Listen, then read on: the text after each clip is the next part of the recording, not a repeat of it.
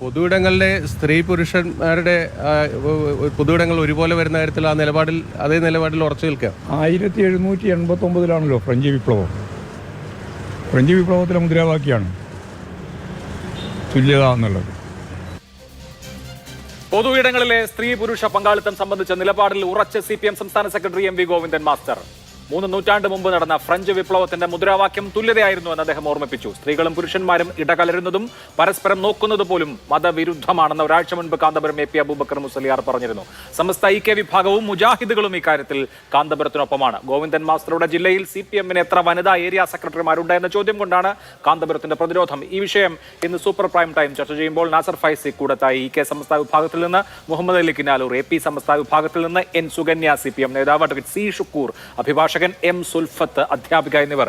ആദ്യം ശ്രീ മുഹമ്മദ് അലി കിനാലൂർ, സ്ത്രീകളും പുരുഷന്മാരും ഇടകലരുന്നത് മാത്രമല്ല പരസ്പരം നോക്കുന്നത് പോലും മതവിരുദ്ധമാണ് എന്ന ശാസനയാണ് ഒരാഴ്ച മുൻപ് കാന്തപുരം AP അബൂബക്കർ മുസ്ലിയാർ പുറപ്പെടുവിച്ചത്. അത് അദ്ദേഹത്തിന്റെ പുതിയ നിലപാടല്ല, അദ്ദേഹത്തിന്റെ എക്കാലത്തെ നിലപാടാണ്. ധാരാളം പരാമർശങ്ങൾ മുമ്പും വിവാദമായിട്ടുണ്ട്. അപ്പോൾ അതിനെതിരെ ഒരു പരാമർശം കൊണ്ട് മറുപടി പറയുകയല്ല, മറിച്ച് ഞങ്ങളുടെ നിലപാടാണിത്, അതൊരു സാമൂഹ്യ പരിഷ്കരണ പുരോഗമന നിലപാടാണ് എന്ന് CPM ആവർത്തിക്കുമ്പോൾ എന്ത് തോന്നുന്നു? കഴിഞ്ഞ 19-ാം തീയതിയാണ് സമസ്ത കേരള ജംഇയ്യത്തുൽ ഉലമയുടെ മുഷാവറ യോഗം ഒരു വ്യായാമ കൂട്ടായ്മയുമായി ബന്ധപ്പെട്ട്, അല്ലെങ്കിൽ കേരളത്തിന്റെ വിവിധ ഭാഗങ്ങളിലുള്ള വ്യായാമ കൂട്ടായ്മകളുമായി ബന്ധപ്പെട്ട സ്ത്രീ പുരുഷ സങ്കലനത്തെക്കുറിച്ചുള്ള ഒരു പ്രസ്താവന പുറപ്പെടുവിക്കുന്നത്. അത് ഒരു സമിതിയുടെ, ഒരു പണ്ഡിത സഭയുടെ തീരുമാനം എന്ന രീതിയിലാണ് പുറത്തു വന്നത്. പിന്നീട് ബഹുമാന്യരായ കാന്തപുരം ഉസ്താദ് അതുമായി ബന്ധപ്പെട്ട വിശദീകരണം നൽകുകയുണ്ടായി. അതിനെ തുടർന്ന് CPM-ന്റെ സംസ്ഥാന സെക്രട്ടറി ഈ വിഷയവുമായി ബന്ധപ്പെട്ട് ഒരു വേദിയിൽ സംസാരിക്കുമ്പോൾ, പാലക്കാട്ട് സംസാരിക്കുന്ന സമയത്ത് അദ്ദേഹം ഈ പെൺകുട്ടികൾ കൂടുതലായി വിവിധ മേഖലകളിലേക്ക് കടന്നു വരുന്നതിനെ കുറിച്ച് സംസാരിക്കുകയും അതിന് വിരുദ്ധമായ നിലപാട് സ്വീകരിക്കുന്നത് പിന്തിരിപ്പൻ സമീപനമാണ് എന്ന് പറയുകയും ചെയ്തു. പിന്നീട് അതിനെ തുടർന്ന് ആ പരാമർശത്തോടുള്ള പ്രതികരണം എന്ന രീതിയിൽ ആലപ്പുഴയിലെ ഒരു വേദിയിൽ വെച്ച് ബഹുമാന്യരായ ഉസ്താദ് ഈ വിഷയത്തെക്കുറിച്ച് സംസാരിക്കുകയും CPM-ന്റെ കണ്ണൂർ ജില്ലയിലെ 18 ഏരിയകളിൽ എത്ര വനിതകളുണ്ട് എന്ന് ചോദ്യം ഉന്നയിക്കുകയും ചെയ്തു. പിന്നീട് അതുമായി ബന്ധപ്പെട്ട തുടർ സംസാരത്തിൽ ഗോവിന്ദൻ മാഷ് വീണ്ടും പഴയ നിലപാട് ആവർത്തിച്ച് ഇതൊരു ഫ്രഞ്ച് വിപ്ലവത്തിന്റെ കാലത്തുള്ളതാണ്, കമ്മ്യൂണിസ്റ്റ് മാത്രമായ ഒരു ആശയം എന്ന രീതിയിലല്ല എന്ന് പറയുന്നു. ഇന്നും അത് അദ്ദേഹം ആവർത്തിക്കുന്നു. ഇത്രയുമാണ് ഈ ദിവസങ്ങളിൽ സംഭവിച്ചിട്ടുള്ളത്. ബഹുമാന്യരായ കാന്തപുരം ഉസ്താദ്, അല്ലെങ്കിൽ ഉസ്താദ് ജനറൽ സെക്രട്ടറി ആയിരിക്കുന്ന പ്രസ്ഥാനം ഇസ്ലാമികമായ നിലപാട് പറയുന്നു. ഗോവിന്ദൻ മാഷ് അദ്ദേഹം പ്രതിനിധാനം ചെയ്യുന്ന പ്രത്യയശാസ്ത്രത്തിന്റെയും കമ്മ്യൂണിസ്റ്റ് പ്രത്യയശാസ്ത്രത്തിന്റെയും അദ്ദേഹം പ്രതിനിധാനം ചെയ്യുന്ന പാർട്ടിയുടെയും നിലപാട് പറയുന്നു. അല്ല ശ്രീ മുഹമ്മദ് അലി, അത് ഈ സ്ത്രീകളും പുരുഷന്മാരും തുല്യത ഉള്ള സമാനരായ പൗരന്മാരാണ് എന്നുള്ള ഒരു കമ്മ്യൂണിസ്റ്റ് നിലപാടോ മാർക്സിസ്റ്റ് നിലപാടോ ആണോ? അത് നമ്മുടെ ഒരു ഭരണഘടനാ സങ്കല്പവും ഒരു ആധുനിക ജനാധിപത്യ സമൂഹത്തിന്റെ അടിസ്ഥാന സങ്കല്പവുമല്ലേ? അതിൽ കമ്മ്യൂണിസവും മാർക്സിസവും ഒന്നും ഇല്ലല്ലോ. എന്ന് മാത്രമല്ല, നമ്മുടെ സമൂഹം അങ്ങനെ തന്നെയാണ് പ്രവർത്തിക്കുന്നത്. സമസ്ത എന്ത് നിലപാടെടുത്താലും സമൂഹം മുന്നോട്ടല്ലേ പോവുക, പിന്നോട്ട് പോയ ചരിത്രമുണ്ടോ? സമൂഹത്തിനനുസരിച്ചിട്ട് നിലപാടുകൾ പറയുക എന്നതായിരുന്നില്ല ഒരു കാലത്തും സമസ്തയുടെ സമീപനം എന്ന് പറയുന്നത്. മറിച്ച് മതപ്രമാണങ്ങൾ മുന്നിൽ വെച്ചുകൊണ്ട് സംസാരിക്കുക എന്താണ്? നോക്കൂ, നമ്മള് നാട്ടിൽ നടന്നുകൊണ്ടിരിക്കുന്ന വിവിധ വിഷയങ്ങളെ മുന്നിൽ വെച്ചുകൊണ്ടാണ് ഒരു വിഷയത്തെ സമീപിക്കുന്നതെങ്കിൽ നമുക്ക് എന്തിനെയെല്ലാം അംഗീകരിച്ചു കൊടുക്കേണ്ടി വരും. അല്ല, എന്തിനെയൊക്കെ അംഗീകരിക്കാം അംഗീകരിക്കാതിരിക്കാം എന്ന് പറയുന്നത് വ്യക്തികൾ തീരുമാനിക്കേണ്ട ഒരു കാര്യമാണ്. പക്ഷെ മുഹമ്മദ് അലി, ഇവിടെ ഇപ്പോ സമസ്ത കേരള ജംഇയ്യത്തുൽ ഉലമ, അവിഭക്ത സമസ്ത തന്നെ സ്ത്രീകൾ അക്ഷരം പഠിക്കുന്നതിനെതിരെ, ഭൗതിക വിദ്യാഭ്യാസം നേടുന്നതിനെതിരെ നിലപാടെടുത്തു. എന്നിട്ട് ആരെങ്കിലും പഠിക്കാതിരുന്നിട്ടുണ്ടോ? കേരളത്തിലെ മലപ്പുറത്തെയോ കോഴിക്കോട്ടെയോ മറ്റേതെങ്കിലും ഇടങ്ങളിൽ മുസ്ലിം പെൺകുട്ടികൾ അക്ഷരാഭ്യാസം നേടാതിരുന്നിട്ടുണ്ടോ? പോട്ടെ, ഇപ്പോ AP സമസ്തയുടെ ഉസ്താദുമാരുടെ കുടുംബത്തിലെങ്കിലും ഏതെങ്കിലും പെൺകുട്ടി സ്കൂളിൽ പോയി പഠിക്കാതിരുന്നിട്ടുണ്ടോ? നമ്മള് ഒരു കാലത്തെടുത്ത സമസ്ത കേരള ജംഇയ്യത്തുൽ ഉലമ സ്കൂളിൽ പോകരുത് എന്ന് ഔദ്യോഗികമായ ഒരു നിലപാടെടുത്ത ഒരു പരാമർശങ്ങൾക്ക് ചൂണ്ടിക്കാണിക്കാൻ കഴിയില്ല. കാലങ്ങളായി ഇങ്ങനെ പറഞ്ഞു വരുന്നത്. ഞാൻ പറയട്ടെ, താങ്കൾ കംപ്ലീറ്റ് ചെയ്തിട്ട് വേണമെങ്കിൽ. സമസ്തയുടെ 3ാം സമ്മേളനം മണ്ണാർക്കാട് വെച്ച് നടക്കുമ്പോൾ അതിൽ വന്ന പ്രമേയമാണ് അത്. CK അഹമ്മദ് കുട്ടി മൗലവി അവതരിപ്പിച്ച പ്രമേയം. AP അഹമ്മദ് കുട്ടി മുസ്ലിയാർ അതിനെ പിന്താങ്ങി. 1930 മാർച്ചിൽ സംഭവിച്ച കാര്യമാണ്. 1930 മാർച്ച് 16-ാം തീയതി മണ്ണാർക്കാട് നടന്ന സമസ്തയുടെ 3ാം സമ്മേളനത്തിൽ, 3ാം സമ്മേളനമാണ് ഞാൻ പറഞ്ഞത്, 4ാം സമ്മേളനത്തിൽ അവതരിപ്പിക്കപ്പെട്ട പ്രമേയമാണ്. അതിനുശേഷം സമസ്തയുടെ മുഖപത്രങ്ങൾ നിരന്തരം ഈ നിലപാട് ആവർത്തിക്കുന്നുണ്ട്. ഞാൻ വേണമെങ്കിൽ ഉദ്ധരിക്കാം. ശരി, ഞാൻ പറയാൻ ഉദ്ദേശിക്കുന്ന ഒരു കാര്യം, നമ്മൾ ഒരു കാലത്തെടുത്ത ഒരു വിദ്യാഭ്യാസവുമായി ബന്ധപ്പെട്ട് എടുക്കുന്ന ഓരോ കാലഘട്ടത്തിൽ എടുക്കുന്ന നിലപാടുണ്ട്. നമ്മൾ ആ നിലപാട് ഓരോ കാലഘട്ടത്തിന്റെയും സാമൂഹിക അവസ്ഥകളൂടി പരിശോധിച്ചുകൊണ്ട് എടുക്കുന്ന ഒരു നിലപാടിനെ മുന്നിൽ വെച്ചാണോ നമ്മൾ സംവദിക്കുന്നത് എന്നതൊരു പ്രശ്നമാണ്. ആ കാലഘട്ടത്തിലെ സാമൂഹികമായ ചില സാഹചര്യങ്ങളിൽ പണ്ഡിതന്മാർ അവരുടെ ഉത്കണ്ഠകൾ അറിയിച്ചുകൊണ്ട് അന്നത്തെ വ്യവസ്ഥിതിക്കെതിരായ നിലപാട് സ്വീകരിച്ചു എന്ന് വിചാരിക്കുക. എന്നതുകൊണ്ട് ഈ കാലഘട്ടത്തില് ഞങ്ങളുടെ തന്നെ പ്രസ്ഥാനത്തിന്റെ കീഴിൽ സ്കൂളുകൾ നടക്കുന്നുണ്ട്, വിദ്യാഭ്യാസ സംരംഭങ്ങൾ നടന്നുകൊണ്ടിരിക്കുന്നുണ്ട്, അത്തരം പ്രവർത്തനങ്ങൾ നടക്കുന്നുണ്ട്. പക്ഷെ പ്രശ്നം അതല്ല. ഇപ്പോൾ ഈ വിവാദം ഉണ്ടാകുന്നതിന്റെ ഒരു പശ്ചാത്തലം ഈ ഒരു വ്യായാമ കൂട്ടായ്മയുമായി ബന്ധപ്പെട്ട് ചില വീഡിയോകൾ പ്രചരിക്കുന്നു. അതിൽ മുസ്ലിം സ്ത്രീകളും പുരുഷന്മാരൊക്കെ ഇടകലർന്നു ഉള്ള ചില ദൃശ്യങ്ങളൊക്കെ പുറത്തു വരുന്നു. ആ വരുന്ന ഒരു ദൃശ്യത്തിന്റെ അടിസ്ഥാനത്തിലായിരിക്കണം സമസ്തയല്ല ജമിയത്തുൽ ഉലമ അതിന്റെ കോർ എന്ന് പറയുന്നത് ശ്രീ മുഹമ്മദ് അലി, സ്ത്രീകളും പുരുഷന്മാരും ഇടകലരരുത്, ഇടപഴകരുത് എന്നുള്ളതാണല്ലോ. വിദ്യാഭ്യാസത്തിനെതിരായ പ്രശ്നവും ഒരു പക്ഷേ അത് തന്നെ ആയിരിക്കണം. ഞാൻ പറയുന്നത് ഇപ്പോൾ സ്ത്രീ വിദ്യാഭ്യാസത്തിനെതിരെ ഒരു നൂറ്റാണ്ട് കാലം നിലപാടെടുത്തിട്ടും സ്ത്രീകൾ വിദ്യാഭ്യാസം ചെയ്തു. സ്ത്രീകൾ പഠിക്കാതിരുന്നില്ല, സ്ത്രീകൾ പഠിക്കുകയും ഏറ്റവും മികച്ച പ്രൊഫഷണൽ സ്ഥാനങ്ങളിൽ എത്തുകയും ചെയ്തു. ആ ഫാക്ട് അവിടെ നിൽക്കെ. ഇപ്പോൾ വ്യായാമം ചെയ്താൽ ഒരു വ്യക്തിയുടെ ആരോഗ്യം നന്നാവും, അവർക്ക് ഉണ്ടാവുന്ന അസുഖങ്ങൾ കുറയും, ജീവിതശൈലി രോഗങ്ങൾ കുറയും. അതുകൊണ്ട് തന്നെ സ്വാഭാവികമായി അവരുടെ ആയുസ് കൂടും, കൂടുതൽ കാലം ജീവിക്കും. മുസ്ലിം ഉമ്മത്തിലുള്ള ആളുകൾ കുറെ കൂടി കാലം ജീവിച്ചാൽ നിങ്ങൾക്ക് പ്രത്യേകിച്ച് ബുദ്ധിമുട്ടൊന്നും ഉണ്ടാവേണ്ട കാര്യമില്ല. അതല്ലാതെ പ്രത്യേകിച്ച് അതുകൊണ്ട് ദോഷമൊന്നും വരാൻ പോകുന്നില്ലല്ലോ. അപ്പോൾ വിദ്യാഭ്യാസത്തിനെതിരെ എടുത്ത നിലപാട് ആ സമൂഹത്തിലെ സ്ത്രീകൾ തന്നെ പരാജയപ്പെടുത്തി. വ്യായാമത്തിനെതിരെ ആയാലും മറ്റെന്ത് കാര്യത്തിനെതിരെ ആയാലും എടുത്ത നിലപാടുകളുടെ അവസ്ഥയും ഇതൊക്കെ തന്നെ ആവില്ലേ ഭാവിയിൽ എന്നുള്ളതാണ് ചോദ്യം. ഞാൻ നിങ്ങളിപ്പോ പറയുന്നത് പിന്നെ ഒരു നൂറ്റാണ്ട് കാലം വിദ്യാഭ്യാസത്തിനെതിരെ നിലപാടെടുത്തു എന്നുള്ളതാണ്. അതൊന്നും ശരിയായ പരാമർശമല്ല. ഈ പരാമർശത്തിന്റെ അങ്ങനെ വന്ന് ഞാൻ പറയുന്നത് അഭിലാഷ്, ആ വരുന്ന പരാമർശത്തിൽ അന്നത്തെ രാഷ്ട്രീയവും സാമൂഹികവുമായ സാഹചര്യങ്ങളുമായി ബന്ധമുണ്ട്. നമ്മൾ ആ പരാമർശത്തെ ആ പ്രമേയത്തെ അല്ല ചർച്ച ചെയ്യുന്നത് എന്നതുകൊണ്ട് ഞാൻ പുതിയ കാലവുമായി ബന്ധപ്പെട്ട് ഈ വിഷയം പറയാം. വ്യായാമ കൂട്ടായ്മയിൽ ഒരു ഭാഗത്ത് സ്ത്രീകള് എവിടെയെങ്കിലും പോയി അവരുടെ ആരോഗ്യം നന്നാക്കുന്നതോ അല്ലെങ്കിൽ പുരുഷന്മാർ ആരോഗ്യം നന്നാക്കുന്നതോ ആയി ബന്ധപ്പെട്ട കാര്യമല്ല. സ്ത്രീകളും പുരുഷന്മാരും ഒരുമിച്ച് ചേരുന്നതിനുള്ള എല്ലാ കാലഘട്ടത്തെയും ഇസ്ലാമിന്റെ നിലപാടാണ് സമസ്തയുടെ പ്രമേയത്തിലുള്ളത്. ബഹുമാനിയായ കാന്തപുര ഉസ്താദ് അത് തന്നെയാണ് വിശദീകരിക്കുകയും ചെയ്തിട്ടുള്ളത്. അതിൽ തർക്കിക്കേണ്ട ആവശ്യമില്ല. കാരണം ഒരു മതസമൂഹത്തിനകത്ത് ബാധകമായ വിഷയങ്ങൾ പറയാനുള്ള സ്വാതന്ത്ര്യമുണ്ടല്ലോ. ആ സ്വാതന്ത്ര്യം ഉപയോഗിച്ചിട്ട് ഈ തരത്തിലുള്ള ഒരു വിഷയം പറയുമ്പോൾ അതിൽ ഏതെങ്കിലും തരത്തിലൊരു വിവാദം ഉണ്ട് എന്ന് ഞാൻ വിചാരിക്കുന്നില്ല. എന്ന് മാത്രമല്ല, നിങ്ങൾ പറയുന്നു ഈ സ്ത്രീകളൊക്കെ മുന്നോട്ട് പോയില്ലേ എന്ന്. സ്ത്രീകൾ മുന്നോട്ട് പോകട്ടെ. ഞാൻ ചോദിക്കുന്ന ഒരു കാര്യം, കേരളത്തിൽ എത്ര കാലമായി സ്ത്രീകളുടെ പർദ്ദക്കെതിരായ വലിയ തോതിലുള്ള വിമർശനം ഉന്നയിക്കുന്നു? എത്ര കാലമായി മുസ്ലിം സ്ത്രീകളെ പ്രമേയമാക്കിക്കൊണ്ട് ഇസ്ലാം സ്ത്രീ വിരുദ്ധമാണ് എന്ന് ചിത്രീകരിക്കുന്നു? എന്നിട്ട് ഈ മുസ്ലിം സ്ത്രീകളെ നിങ്ങൾ തെരുവിൽ പർദ്ദ അണിഞ്ഞ് കാണുന്നില്ല? അത് അവരുടെ വേഷം എന്നുള്ളവർക്ക് അവർ തെരഞ്ഞെടുക്കുകയല്ലേ? നിങ്ങൾ ഈ പറയുന്നത് പോലെ മുസ്ലിയാക്കന്മാര് ഉസ്താദന്മാര് നടത്തിയ പ്രചാരണങ്ങൾ പരാജയപ്പെട്ടു എന്ന് പറയുന്നു. ഇതിനെതിരായി നടത്തിയ പരാജയപ്പെട്ടു പോയ എത്രയോ ഓഡിയോ കട്ടായി. മുസ്ലിം സ്ത്രീയുടെ ദൃശ്യത നമ്മുടെ സമൂഹത്തിൽ ഉണ്ട് എന്ന് മാത്രമല്ല സജീവമായി തന്നെ ഉണ്ട് എന്നുള്ളത് വളരെ പ്രോത്സാഹനജനകമായ കാര്യമാണ്. എന്താണോ പലതരത്തിലുള്ള ഈ എന്താ പറയുക ഇതുപോലുള്ള ശാസനകൾ ഇറങ്ങിയത്, ആ ശാസനകൾക്ക് വിരുദ്ധമായിട്ടാണ് ഈ മുസ്ലിം സമൂഹത്തിലെ സ്ത്രീകളുടെ ദൃശ്യത പൊതുസമൂഹത്തിൽ ഉണ്ടായത്, പബ്ലിക് സ്പേസിൽ അവർ ഒക്കുപേ ചെയ്തത് എന്നുള്ളതാണ് എൻ്റെ പോയിന്റ്. ഇപ്പോൾ താങ്കൾ നേരത്തെ പറഞ്ഞല്ലോ തെറ്റിദ്ധരിപ്പിക്കുകയാണ് ഈ വിദ്യാഭ്യാസത്തെ സംബന്ധിച്ച്, സ്ത്രീ വിദ്യാഭ്യാസത്തെ സംബന്ധിച്ച് ഈ സമസ്ത എടുത്തിട്ടുള്ള നിലപാടുകൾ തെറ്റിദ്ധാരണാജനകമായിട്ടാണ് അവതരിപ്പിക്കുന്നതെന്ന് പറഞ്ഞല്ലോ. ഞാൻ അൽ ബയാനിൽ വന്നിട്ടുള്ള വിവരങ്ങൾ, അൽ ബയാൻ ഈ സത്യധാരയും റിസാലയും ഒക്കെ ഉണ്ടാവുന്നതിന് മുൻ കാലഘട്ടത്തിൽ തന്നെ സമസ്തയുടെ മുഖപത്രമായി പ്രസിദ്ധീകരിക്കപ്പെട്ടതാണ്. 1930 ഫെബ്രുവരി. അതിൽ ഈ സമസ്തയുടെ തീരുമാനം വിശദീകരിക്കുന്നുണ്ട്. അതിങ്ങനെയാണ്: സ്ത്രീകൾക്ക് എഴുത്തു പഠിപ്പിക്കുന്നതിലുള്ള അവസാനത്തെ തീർപ്പ് എന്ന് പറഞ്ഞിട്ടാണ്. ഇതിനെ വിരോധിക്കുന്ന പല ഹദീസുകൾ വന്നിട്ടുണ്ടെങ്കിലും ആ വിരോധം തൻസീഹിന്റെ വിരോധമാണ്. എന്ന് വെച്ചാൽ കറാഹത്തിനെ അറിയിക്കുന്നതാണ്. കാരണം സ്ത്രീകൾ എഴുത്തു പഠിക്കുന്നതിൽ പല ഫസാദുകൾ വന്ന് വശാവാനിടയുണ്ട്.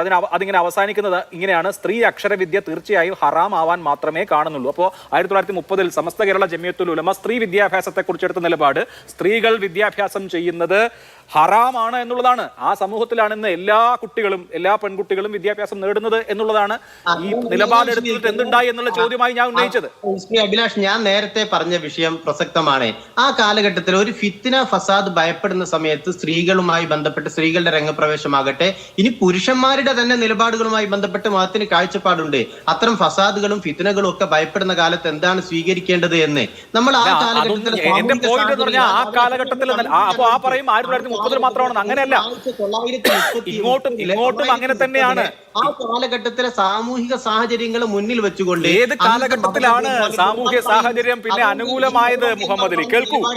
തള്ളിക്കളഞ്ഞു എന്ന് നിങ്ങൾ എങ്ങനെയാണ് പറയുന്നത്? 1930 മാത്രം നിലപാടല്ല അത്. സംഘടനകളുടെ തന്നെ കീഴിൽ വിദ്യാഭ്യാസം നടക്കുന്നില്ലേ? അപ്പൊ നിങ്ങൾ അങ്ങനെ വേണ്ടി വന്നു, അതുകൊണ്ടാണ് നാളെ വ്യായാമവും നടത്തേണ്ടി വരും. അല്ല പറയട്ടെ എന്ന് പറഞ്ഞാല് ആ കാലഘട്ടത്തിലുള്ള ഒരു പ്രമേയത്തിന് അന്നത്തെ ഫിത്നയെ ഭയപ്പെട്ടുകൊണ്ട് ആ നിലപാട് സ്വീകരിച്ചു. ആ കാലഘട്ടത്തിലുള്ള നിലപാട് മാത്രമല്ല ഉണ്ടാകുന്ന കാലത്ത് ഇത്തരം നിലപാടുകൾ ആ കാലഘട്ടത്തിലുള്ള നിലപാട് മാത്രമല്ല, ഉണ്ടായ കാലം മുതൽ അതേ നിലപാടാണ് എന്നാണ് ഞാൻ പറയുന്നത്. ഇനി 1956 അങ്ങനെ ശരിയല്ല. ഞാൻ വിശദീകരിക്കാം, താങ്കൾ കേൾക്കൂ. പറയട്ടെ, ഞാൻ പറയുന്നത് 1930 മാത്രം നിലപാടല്ലെന്ന്. മുസ്ലിം സംഘടനകളുടെ കീഴില് സുന്നി സംഘടനകളുടെ കീഴിൽ വിദ്യാഭ്യാസ സ്ഥാപനങ്ങൾ ഉണ്ടായി വരുന്നത് എങ്ങനെയാണ്? അതിന് വിരുദ്ധമായി സ്വീകരിച്ചു എന്നാണോ അങ്ങനെ വരേണ്ടി വന്നു? കാണേണ്ടത് അങ്ങനെ വരേണ്ടി വന്നു. ആ നിലയ്ക്കുള്ള സാമൂഹ്യ പരിഷ്കരണം നടന്നു. ഇനി സാധിക്കില്ല, ഇനി പറ്റില്ല, ഇനി സ്ത്രീകളെ എവിടെയും തളച്ചിടാൻ പറ്റില്ല എന്ന അവസ്ഥ വിദ്യാഭ്യാസ സ്ഥാപനങ്ങൾ ഉണ്ടായി. പോലുള്ള വാക്കുകളൊന്നും ഉപയോഗിക്കാൻ മാത്രമുള്ള പ്രശ്നം ഇതിനകത്തില്ല. ആ കാലഘട്ടത്തിലെ സാമൂഹിക സാഹചര്യങ്ങൾ മുന്നിൽ വെച്ചുകൊണ്ട് സമസ്തയുടെ പണ്ഡിതന്മാർ ഒരു നിലപാട് സ്വീകരിച്ചു. നിങ്ങളെ അതിനുശേഷം സമസ്തയുടെ തന്നെ നേതൃത്വത്തിൽ വിദ്യാഭ്യാസ പ്രവർത്തനങ്ങൾ നടക്കുന്നില്ല. അതിലേക്ക് വരാം. അങ്ങ് കേൾക്കൂ. അപ്പോ ഇത് 1930 വളരെ പഴയ കാലത്ത് സ്വാതന്ത്ര്യത്തിന് മുമ്പെടുത്തിട്ടുള്ള നിലപാടല്ലേ എന്ന് മുഹമ്മദ് അലി പറയും. നോക്കൂ, 1956 ജൂലൈ ഓഗസ്റ്റിൽ ഇറങ്ങിയ അൽബയാൻ പറയുന്നു. അപ്പോൾ ഇതിന്റെ ക്ലാരിഫിക്കേഷൻ വീണ്ടും ഓരോ ആളുകൾക്ക് സംശയം വരികയാണ്. അപ്പോൾ പറയാണ്, പെൺകുട്ടികൾക്ക് കയ്യെഴുത്ത് പഠിപ്പിക്കുന്നതിൽ അങ്ങേയറ്റമുള്ള വിധി കറാഹത്താണെന്നുള്ളത് ഫതാവൽ ഹസീദിയയിൽ ഇബ്നു ഹജർ റഹീമുല്ലാഹ് പ്രസ്താവിച്ചിരിക്കുന്നു. ചോദ്യത്തിനുള്ള ഉത്തരവാണ് കേട്ടോ. 1985 സമസ്തയുടെ 60ാം വാർഷിക സമ്മേളന സുവനീറിൽ ഇതേ കാര്യം വിശദീകരിക്കുന്നുണ്ട്. എല്ലാ വിഷയങ്ങളോടും പുരുഷന്മാരോട് സ്വീകരിക്കുന്ന നയപരമായ നയമല്ല സ്ത്രീയോട് ഇസ്ലാം സ്വീകരിച്ചിരിക്കുന്നത് എന്ന് തുടങ്ങി ഈ പറഞ്ഞ എന്താ പറയാ, സ്ത്രീകളുടെ മാനവും ആരോഗ്യവും സൗന്ദര്യവും നിലനിർത്താനുള്ളതായി നമുക്ക് കാണാവുന്നതാണ്. എഴുത്ത് പഠിപ്പിക്കുന്ന കാര്യവും ഇതിൽ പെടുന്നു. എഴുത്ത് പഠിപ്പിക്കുന്നത് വിലക്കുള്ള കാര്യമാണെന്ന് 1985 സമസ്ത എടുക്കുന്ന നിലപാട്. ഇനി നോക്കൂ, കർമ്മശാസ്ത്ര സരണിയിൽ കോയക്കുട്ടി തങ്ങളുടെ 67ാമത്തെ പേജ് കർമ്മശാസ്ത്ര സരണി, സ്ത്രീകൾക്ക് എഴുത്ത് പഠിപ്പിക്കരുതെന്നും നൂൽനൂൽപ്പും സൂറത്തുന്നീസും പഠിപ്പിക്കണമെന്നും ഹദീസിൽ വന്നിരിക്കുന്നു.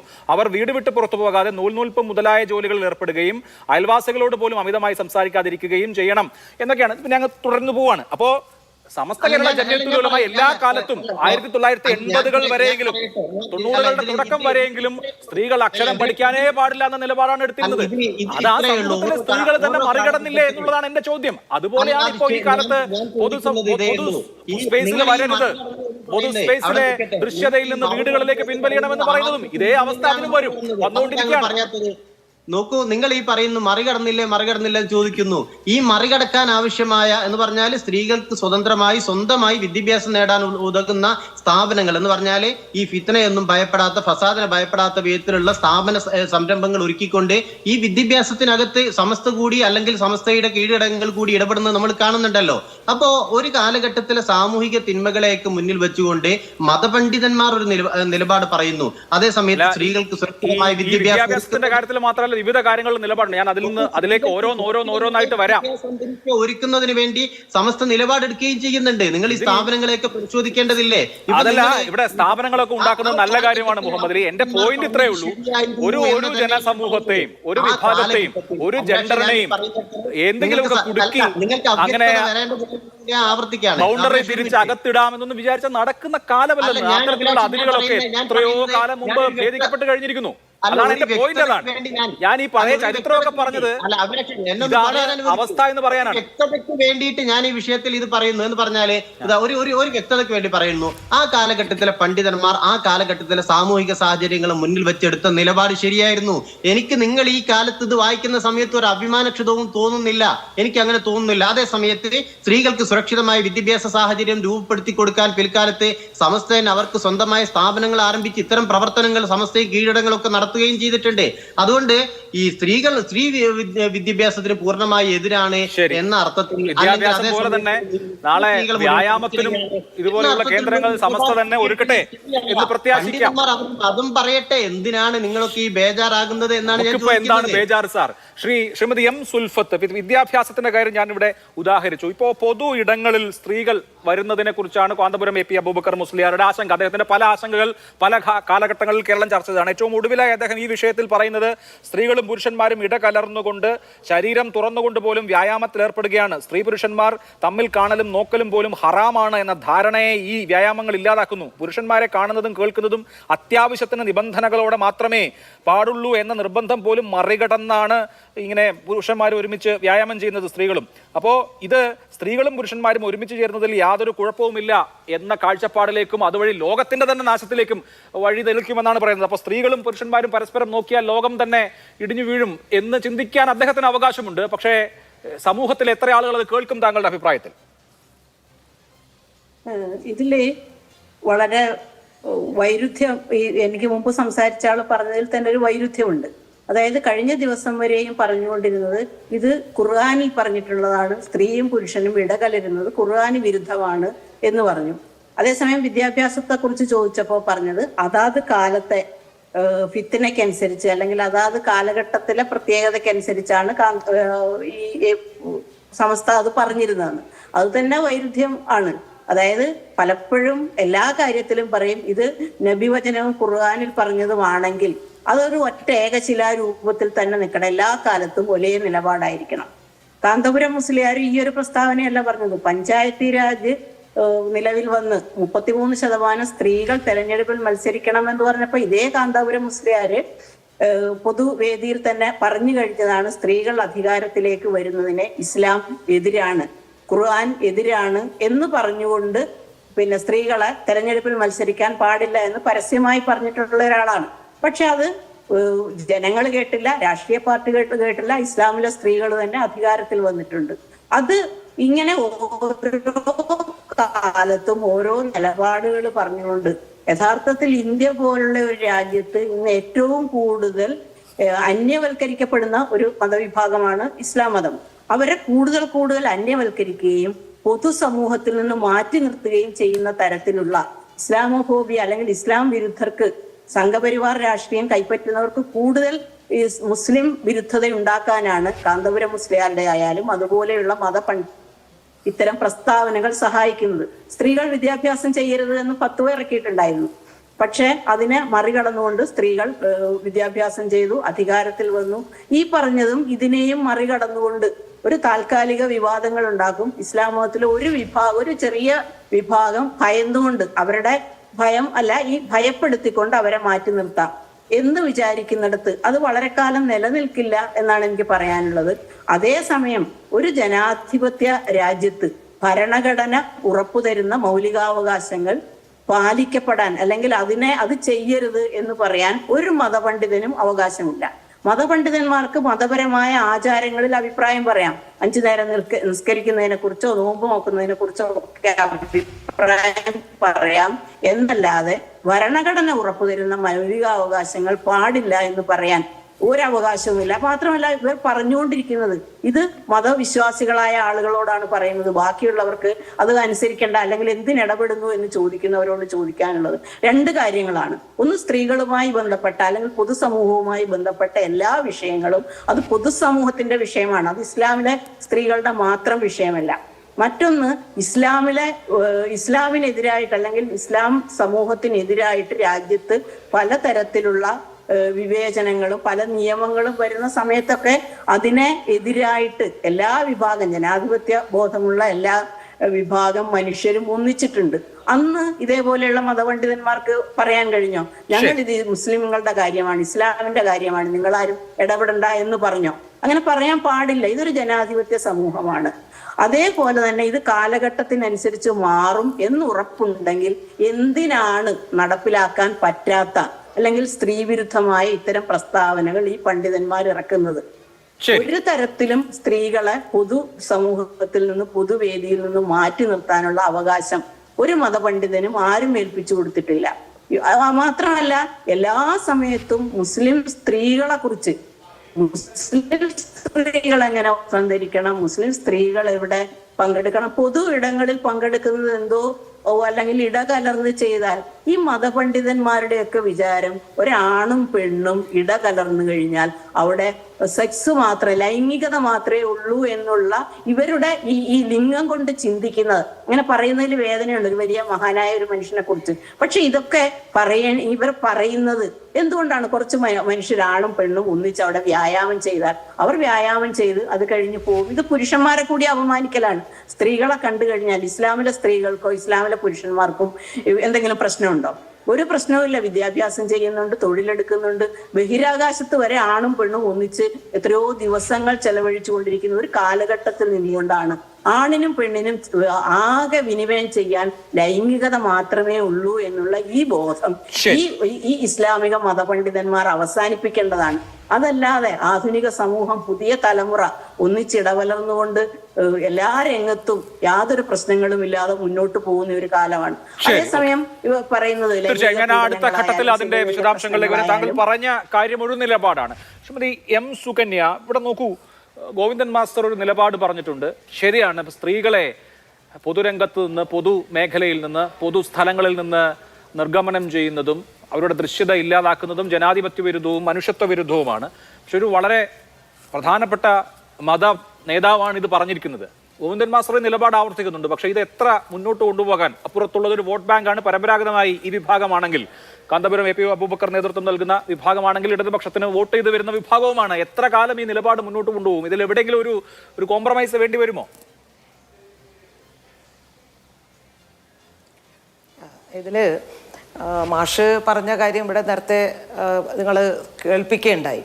മാഷ് അതിൽ പറഞ്ഞത് 1789 ഫ്രഞ്ച് വിപ്ലവത്തെ കോട്ട് ചെയ്തുകൊണ്ടാണ് മാഷ് പറഞ്ഞത്. തീർച്ചയായിട്ടും അന്ന്, അതായത് 18-ാം നൂറ്റാണ്ടിലെ ആ ഫ്രഞ്ച് വിപ്ലവത്തിൽ പങ്കാളികളായ സ്ത്രീകൾ അന്ന് ഉയർത്തിയ ചോദ്യമാണ്, ഞങ്ങൾക്ക് കൊലമരത്തിൽ കയറാനാവുമെങ്കിൽ എന്തുകൊണ്ട് ഞങ്ങൾക്ക് പാർലമെന്റിലേക്ക് പോയിക്കൂടാ എന്നുള്ളത്. അപ്പോൾ അതിനെ തുടർന്ന് 17-18 നൂറ്റാണ്ടുകളിൽ, അതിനെ തുടർന്ന് 19-ാം നൂറ്റാണ്ടാവുമ്പോഴേക്കാണ് ലോകത്ത് സ്ത്രീ വിമോചനം എന്ന ആശയം ശക്തിപ്പെട്ടു വരുന്നത്.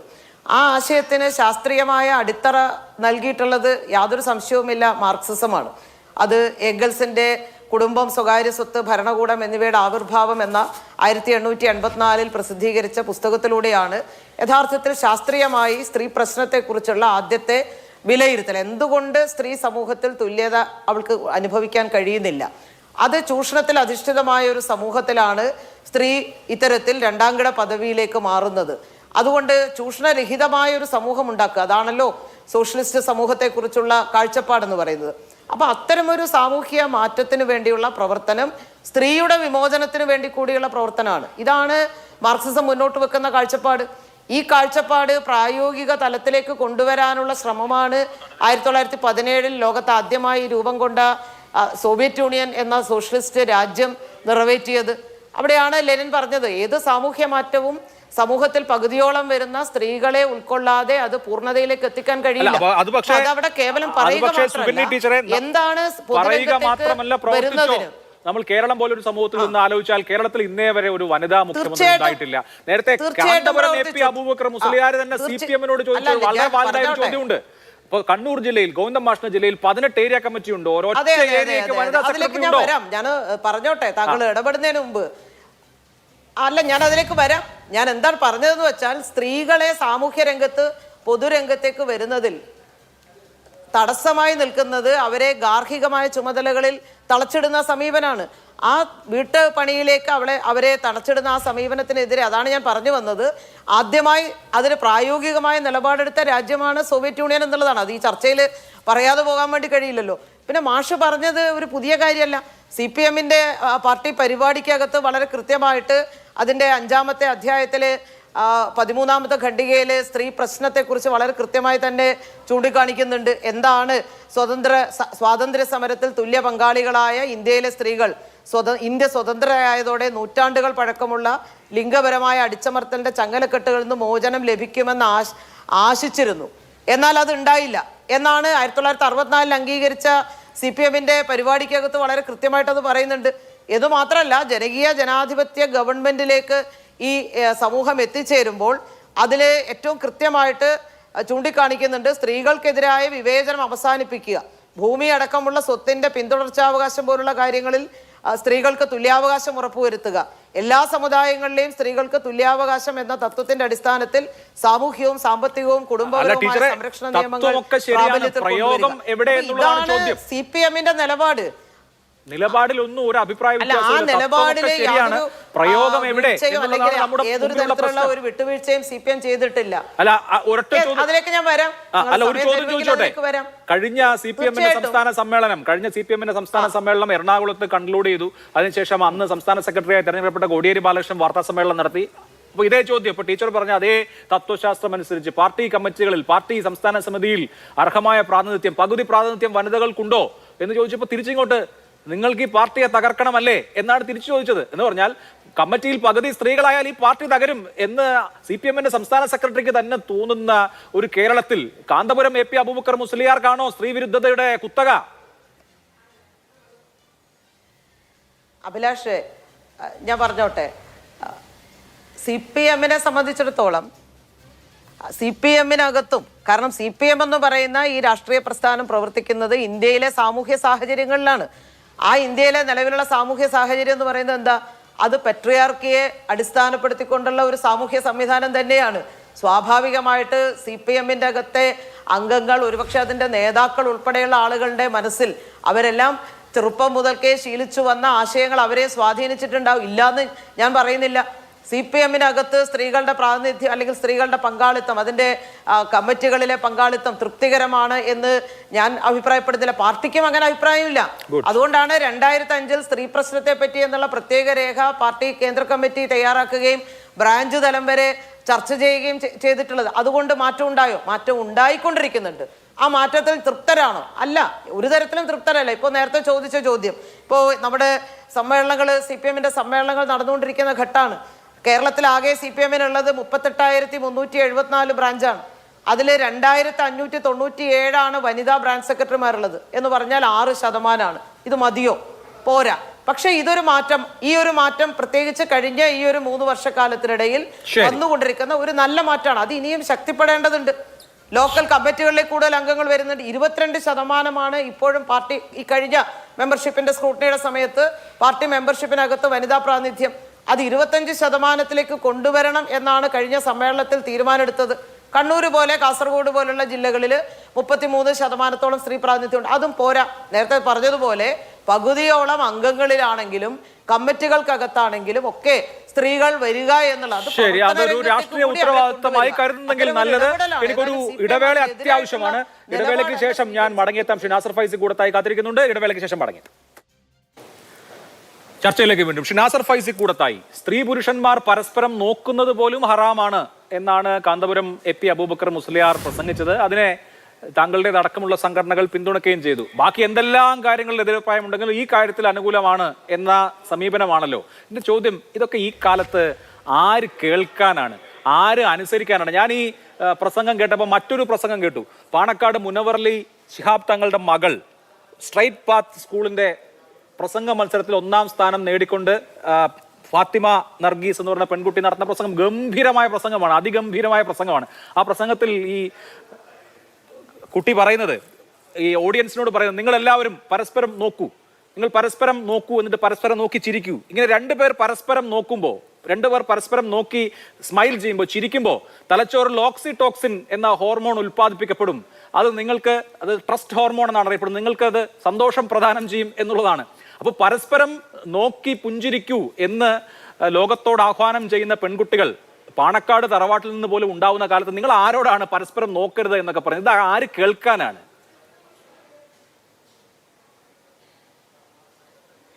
അഭിലാഷേ, ഈ ചർച്ചയിൽ കാന്തപുരം അബൂബക്കർ മുസ്ലിയാരുടെ സ്റ്റേറ്റ്മെന്റിന്റെ ഒരു ഭാഗം മാത്രം എടുത്തുകൊണ്ട് സംസാരിക്കരുത്. അദ്ദേഹം പൊതുസമൂഹത്തോട് ഉൾപ്പെടെ അദ്ദേഹത്തെ പ്രതിദാനം ചെയ്യുന്ന മുസ്ലിം സ്ത്രീകളും മുസ്ലിം പുരുഷന്മാരും അദ്ദേഹത്തിൻ്റെ മതപരമായ വിധികൾ അംഗീകരിക്കാൻ തയ്യാറുള്ളവരോട് അദ്ദേഹത്തിന് മതവിധി പറയാം. ആ നിലക്ക് അദ്ദേഹം മതവിധി പറയുന്നു. അത് ഉൾക്കൊള്ളുന്നവർക്ക് ഉൾക്കൊള്ളാം, തിരസ്കരിക്കുന്നവർക്ക് തിരസ്കരിക്കാം. അത് പറയാനുള്ള സ്വാതന്ത്ര്യം പറയാനുള്ള സ്വാതന്ത്ര്യമുണ്ട്. ഒരു കാര്യം, ഞാൻ 1930 മുതൽ സമസ്ത പറഞ്ഞ മതവിധികളെ കുറിച്ചാണ് നേരത്തെ മുഹമ്മദ് അലിയോട് സംസാരിച്ചിരുന്നത്. ഇതൊക്കെ സമൂഹം സ്വീകരിച്ചോ തിരസ്കരിച്ചോ? പറഞ്ഞോട്ടെ അഭിലാഷ്, ഞാൻ ശ്രദ്ധിച്ചു ഓരോ സംസാരവും നടത്തുമ്പോഴും മുഹമ്മദ് അലി കിനാലൂരിന്റെ സംസാരത്തിൽ അഭിലാഷ് ഇടപെടുന്നത് കൊണ്ട് ആ വിഷയത്തിന്റെ പൂർണ്ണത വരുത്താൻ മുഹമ്മദ് അലിക്ക് സാധിക്കുന്നില്ല. ഞാനത് കണ്ടുകൊണ്ടിരിക്കുകയാണ്. അതുകൊണ്ട് ദയവ് ചെയ്ത് അഭിലാഷ് ഈ പറയുന്ന കാര്യങ്ങളൊക്കെ ശ്രദ്ധിക്കുമെന്നാണ് ഞാൻ മനസ്സിലാക്കുന്നത്. അപ്പോൾ ഇടയ്ക്കിടയ്ക്ക് ഇടപെടാതിരിക്കുക ഒരു അപേക്ഷയാണ്. അപ്പോൾ ഈ കാര്യത്തിൽ ഇന്ത്യയുടെ ഭരണഘടന തരുന്ന അവകാശമാണ് മതം അനുശാസിക്കുന്ന നിർദ്ദേശങ്ങൾ പ്രചരിപ്പിക്കാൻ. മതം അങ്ങനെയാണ് സങ്കല്പിച്ചാൽ മതി. സ്ത്രീയും പുരുഷനും പരസ്പരം അന്യ സ്ത്രീ പുരുഷന്മാർ നോക്കാൻ പാടില്ല എന്ന് മതം പറയുന്നു. ആ മതം പറയുന്നത് അനുസരിച്ച് കൊണ്ട് ജീവിക്കാൻ ആ മതത്തിൻ്റെ വിശ്വാസികൾക്ക് സൗകര്യമുള്ള കാലത്തോളം അത് പറയാമെന്ന്. അത് നിരാകരിക്കുന്ന ആളുകൾക്ക് മതം വിട്ടോ ഇനി മതത്തിൻ്റെ പ്ലാറ്റ്ഫോമിൻ്റെ അകത്ത് നിന്നുകൊണ്ട് തന്നെ ഈ നിർദ്ദേശം സ്വീകരിക്കാൻ ഞങ്ങളില്ല, പക്ഷേ ഞങ്ങൾ മുസ്ലിമായി ജീവിക്കും എന്ന് പറയാനുള്ള സ്വാതന്ത്ര്യം അവർക്കുണ്ട്. ഒരാളുടെയും സ്വാതന്ത്ര്യത്തെ തിരസ്കരിക്കുന്നില്ല. അത് അംഗീകരിച്ചുകൊണ്ട് തന്നെയാണ് ഇദ്ദേഹത്തിന് പറയാനുള്ള അല്ലെങ്കിൽ മതപണ്ഡിതന്മാർക്ക് പറയാനുള്ള സ്വാതന്ത്ര്യത്തെ നമ്മൾ വകവെച്ച് കൊടുക്കേണ്ടത്. ഇപ്പോൾ ഒരു കാലഘട്ടത്തിൽ സമസ്തയുടെ പ്രമേയത്തെ സംബന്ധിച്ചിടത്തോളം അഭിലാഷ് പറഞ്ഞു. ആ പ്രമേയം കാലഘട്ടവുമായി ബന്ധപ്പെട്ടുകൊണ്ട് തന്നെയാണ് കിനാലൂർ ഇവിടെ സൂചിപ്പിച്ചത്. ഒരു സാഹചര്യവുമായി ബന്ധപ്പെട്ട ചില നിലപാടുകൾ ആ കാലഘട്ടവുമായി ബന്ധപ്പെട്ടുകൊണ്ട് മതപണ്ഡിതന്മാർ പറയും. മതപണ്ഡിതന്മാർ കൂട്ടായിരുന്നു കൊണ്ട് പ്രമേയങ്ങൾ അവതരിപ്പിക്കും. ഇത്തരം പ്രമേയങ്ങൾ ആ കാലഘട്ടത്തേക്ക് മാത്രം ബാധകമാകുന്ന ചില വിഷയങ്ങളാണ്. ആ വിഷയങ്ങളെ പിൽക്കാലഘട്ടത്തിലേക്ക് ചേർത്ത് വായിക്കുകയാണെങ്കിൽ എന്തുകൊണ്ടാണ് ഇവിടെ വിമർശനം ഉയർന്നു വരാത്തത്? കുഞ്ചൻ നമ്പ്യാർ ഒരു പാട്ടുപാടിയിട്ടുണ്ടല്ലോ, കാമിനി മൂലം കലഹം പലമിത ഉലകിന് സുലഭം. ഇത് പറഞ്ഞിട്ടുള്ളത് കുഞ്ചൻ നമ്പ്യാരാണ്. സകല വിപത്തിന്റെയും നാരായ വേരുകൾ. ശരി, അതിന്റെ അർത്ഥം, അതിന്റെ ഉദ്ദേശം കാമിനി കൊണ്ട് ലോകത്ത് കലാപങ്ങൾ ഉണ്ടാകുന്നു എന്നാണല്ലോ. അതിന് പല കാരണങ്ങൾ കൊണ്ട് നാരിമാര് ചങ്ങമ്പുഴയും പിന്തിരിപ്പന്മാര് പറയുന്നൊന്നും എടുത്തു പറഞ്ഞ് ഈ ഇന്നത്തെ ആധുനിക കാലത്ത് പറയാൻ പറ്റിയ കാര്യങ്ങളല്ല. പിന്തിരിപ്പൻ ആശയങ്ങൾ കാലത്ത് ഉണ്ടായിട്ടുണ്ട്. അതത് കാലത്ത് അത് ആ കാലത്ത് ഇന്നൊരു കവിക്ക് അത് പറയാൻ പറ്റില്ല. പറയുന്ന നിലപാടാണെങ്കിൽ ആ പിന്തിരിപ്പന്മാർ പറയുന്നതിന്റെ അത് ഞാൻ പറയട്ടെ. പിന്തിരിപ്പൻ എന്ന് പറയുന്നത് കുഞ്ഞൻ നമ്പ്യാരോടാണോ നാസർ വൈസിയോടാണോ സുൽഫത്ത് പറയുന്നത്? ഞാൻ കുഞ്ഞൻ നമ്പ്യാരാണ് ഉദ്ധരിച്ചത്. കുഞ്ഞൻ നമ്പ്യാരോട് വിരോധം ഞാൻ പറഞ്ഞു സുൽഫത്ത് കഥയില്ലാത്ത ഒരു കാര്യമില്ലാത്ത ചർച്ചയിലേക്ക് പോകില്ല. ഞാൻ ചോദിച്ച ചോദ്യം വളരെ സങ്കടമാണല്ലോ. മുസ്ലിം സമുദായത്തിലെ പെൺകുട്ടികൾ അക്ഷരം പഠിക്കരുത് എന്ന് സമസ്ത നിലപാടെടുത്തിട്ട് ആ നിലപാട് തിരസ്കരിക്കപ്പെട്ടല്ലോ എന്നുള്ളതാണ് എന്റെ ചോദ്യം. അതുപോലെ തന്നെ പരസ്പരം നോക്കിയാൽ മതത്തിന് പുറത്താകും എന്ന് പറയുന്നത് ആരാണ് സ്വീകരിക്കുന്നത്? കേരളത്തിലെ ശ്രീ നാസർ ഫൈസി, അങ്ങയുടെ കുടുംബത്തിലടക്കം പെൺകുട്ടികൾ സ്കൂളിൽ പോകാതിരിക്കുന്നുണ്ടോ? പരസ്പരം നോക്കാതിരിക്കുന്നുണ്ടോ? ഇടപഴകാതിരിക്കുന്നുണ്ടോ? അതൊരു സ്വാഭാവികതയല്ലേ? നമ്മുടെ സമൂഹം മുന്നോട്ട് പോകുന്ന ഒരു രീതി അതല്ലേ? അല്ലാതെ ആരെങ്കിലും മുറിക്കകത്ത് അടച്ചിടാൻ പറ്റുമോ?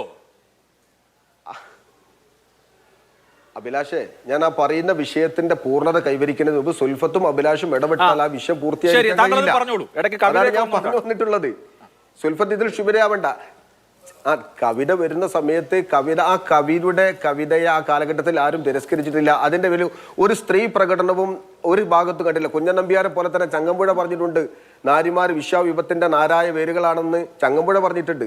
ഇത് പറഞ്ഞതിന്റെ പേരിൽ ചങ്ങമ്പുഴയെ നിരോധിക്കാനും ചങ്ങമ്പുഴയുടെ ഗ്രന്ഥങ്ങൾ ചുട്ടുകരിക്കാനും ഒരു പെൺ സമുദായവും ഒരു പെൺ സമൂഹവും നാളിതുവരെ അവർക്ക് ശുഭിതമായിട്ടില്ല. ഒരു കാലഘട്ടവുമായി ബന്ധപ്പെട്ടുകൊണ്ടുള്ള ചിത്രത്തെ അങ്ങനെ വായിച്ചെടുക്കേണ്ടതാണ്. അതുപോലെ തന്നെ മതപണ്ഡിത സഭകൾ ചേർന്നുകൊണ്ട് ആ കാലഘട്ടത്തിൽ നടക്കണം. ക്ഷുഭിതയാവരുത് ദയവായിക്കൊണ്ട് സുൽഫത്ത് കേൾക്കണം.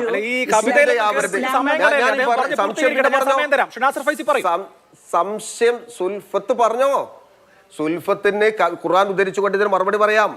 സുൽഫത്തിന് ചങ്ങമ്പുഴയെ ഉദ്ധരിച്ചുകൊണ്ട് മറുപടി പറയാം. അത് പറഞ്ഞോളൂ, ഞാൻ വിരോധമല്ല. ഞാൻ പറഞ്ഞിട്ടുള്ള കാര്യങ്ങൾ എന്താ? ബ്രിട്ടീഷ് വിരുദ്ധ സമരത്തിന്റെ ഭാഗമായി പണ്ഡിതന്മാർ പറഞ്ഞിട്ടില്ലേ അഭിലാഷ്, ഇംഗ്ലീഷ് ഭാഷ പാടില്ല, ഇംഗ്ലീഷ് ഹറാമാന്ന് പണ്ഡിതന്മാർ പറഞ്ഞിട്ടില്ലേ? അത് ഇംഗ്ലീഷിനോടുള്ള വിമുഖതയല്ല. ആ പണ്ഡിതന്മാർ അന്ന് പറഞ്ഞിട്ടുള്ളത് ബ്രിട്ടീഷ് വിരുദ്ധ സമരത്തിന്റെ ഭാഗമായി കൊണ്ടാണ്. മഹാത്മാഗാന്ധി ഉയർത്തി വന്നിട്ടുള്ള നിസ്സഹകരണ പ്രസ്ഥാനത്തിന്റെ ഭാഗമായി മലബാറിലെ പണ്ഡിതന്മാർ ഒരു വേള മുന്നോട്ട് കടന്നു. ഞാൻ 1985-ലെ സമസ്ത 60ാം വാർഷിക സമ്മേളന സുവനീറാണ് നേരത്തെ ഉദ്ദേശിച്ചത്. ബ്രിട്ടീഷുകാരല്ല 1985-ൽ ഇന്ത്യ ഭരിക്കുന്നത്. 1956-ലാണ് അൽബയാനിൽ പെൺകുട്ടികൾക്ക് കൈയെഴുത്ത് പഠിപ്പിക്കുന്നതിൽ അങ്ങേയറ്റം കുഴപ്പമാണ് എന്ന് പറയുന്നത് 1956-ലാണ്.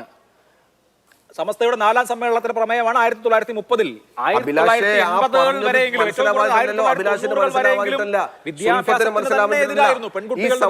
മനസ്സിലാവാഞ്ഞിട്ടല്ല. ഒരു കാലഘട്ടത്തിന്റെ 60ാം വാർഷികത്തിലെ സോവനീറിൽ എഴുതുന്നത് സമസ്തയുടെ പഴയകാല സമ്മേളനത്തിലെ പ്രമേയം ഉദ്ധരിക്കുന്നു എന്ന് പറഞ്ഞാൽ ആ നിയമത്തെ സമകാലികമായി കൊണ്ട് അവതരിപ്പിക്കുന്നതല്ല. രേഖ ഇന്നെ പ്രമേയങ്ങൾ പാസ്സാക്കിയിട്ടുണ്ടെന്ന് പറയുന്നതാണ്. ഇപ്പൊ ചരിത്രത്തിൽ ബ്രിട്ടീഷ് വിരുദ്ധ സമരത്തിന്റെ ഭാഗമായിക്കൊണ്ട് ഇംഗ്ലീഷ് ഹറാമാണ് എന്ന് പണ്ഡിതന്മാർ പറഞ്ഞത് ബ്രിട്ടീഷ് വിരുദ്ധ സമരത്തിന്റെ ചരിത്രത്തിൽ ഇപ്പൊ കാണുമല്ലോ, ഇന്നിറങ്ങിയ ചരിത്രത്തിൽ ഉണ്ടാവുമല്ലോ. ആ ചരിത്രത്തിന്റെ ഭാഗമായി കൊണ്ട് അവർ പഴയകാല ചരിത്രം ഉദ്ധരിച്ചു എന്നതിന്റെ അർത്ഥം ആ ബ്രിട്ടീഷ് വിരുദ്ധ സമരത്തിന്റെ ഭാഗമായി കണ്ടിട്ടുള്ള ഫത്വയായ ഇംഗ്ലീഷ് ഇപ്പോഴും പാടില്ല എന്നതിന് വിധിയുണ്ടോ? എന്താ അഭിലാഷ് അത് മനസ്സിലാക്കാത്തത്? 60ാം വാർഷിക സമ്മേളനത്തിന്റെ പ്രമേയമല്ല. ആ കാലഘട്ടത്തിൽ 13ാം സമ്മേളനത്തിലെ പ്രമേയങ്ങൾ 60ാം പഠിക്കുന്നതിനെ മാത്രമല്ല, അത് 13ാം വാർഷിക സമ്മേളനത്തിലെ പ്രമേയത്തിന്റെ കാലഘട്ടത്തെ വായിക്കണം. സന്തോഷം അഭിലാഷിന് വളരെ സംതൃപ്തമായി കാര്യം ഞാൻ പറയാം. ഇന്ത്യ സ്വതന്ത്രമായതിനു ശേഷമുള്ള ഒരു സമസ്തയുടെ അനുയായ വിശ്വാസി അൽബയാൻ പത്രാധിപരോട് എഴുതി ചോദിച്ചു, ബഹുമാനപ്പെട്ട അൽബയാൻ പത്രാധിപരുടെ ഹളറത്തിലേക്ക് ബഹുമാന്യനെ, എന്നാൽ പെൺകുട്ടികൾക്ക് കിതാബ് പഠിപ്പിക്കുന്നതിൽ നമ്മുടെ ഷൈന്റെ വിധി എന്താണ്? അപ്പോ അദ്ദേഹത്തിന്റെ മറുപടി, പെൺകുട്ടികൾക്ക് കൈയെഴുത്ത് പഠിപ്പിക്കുന്നതിൽ അങ്ങേയറ്റമുള്ള വിധി കറാഹത്താണ് എന്നത് തുടങ്ങി. പിന്നെ ബാക്കി മുഴുവൻ മതപരമായ പദങ്ങളായതുകൊണ്ടാണ് ഞാൻ ഉദ്ധരിച്ച തെറ്റെന്നുള്ളതുകൊണ്ടാണ് പറയാത്തത്. എന്തായാലും പത്രാധിപർ അങ്ങോട്ട് പറഞ്ഞിരിക്കുന്ന മറുപടി, അതായത് സമസ്തയുടെ മറുപടി, പെൺകുട്ടികളെ എഴുത്ത് പഠിപ്പിക്കാൻ പാടില്ലെന്നാണ്. അതിൽ ഇംഗ്ലീഷോ സാമ്രാജ്യത്വ വിരുദ്ധതയോ ഒന്നുമില്ല. ഇന്ത്യ സ്വാതന്ത്ര്യമായതിനു ശേഷം 1956-ൽ ഒരു വിശ്വാസി അങ്ങോട്ട് പഠിപ്പിച്ചോട്ടെ എന്റെ കുട്ടിയെന്ന് ചോദിക്കുമ്പോൾ പറ്റില്ല എന്ന് പറയുന്നതിൽ എന്ത് സാമ്രാജ്യത്വ വിരുദ്ധത, എന്ത് ബ്രിട്ടീഷ് വിരുദ്ധ പോരാട്ടം ഒന്നും അല്ലെന്ന് ഇപ്പൊ കാന്തപുരം പറയുന്നത് തന്നെയാണ് അന്ന് സമസ്ത പണ്ഡിതർ പറഞ്ഞുകൊണ്ടിരുന്നത്. അഭിലാഷ് വിശദീകരണം അവസാനിപ്പിക്കും. ഒരൊറ്റ മറുപടി മാത്രമേ അതിലുള്ളൂ.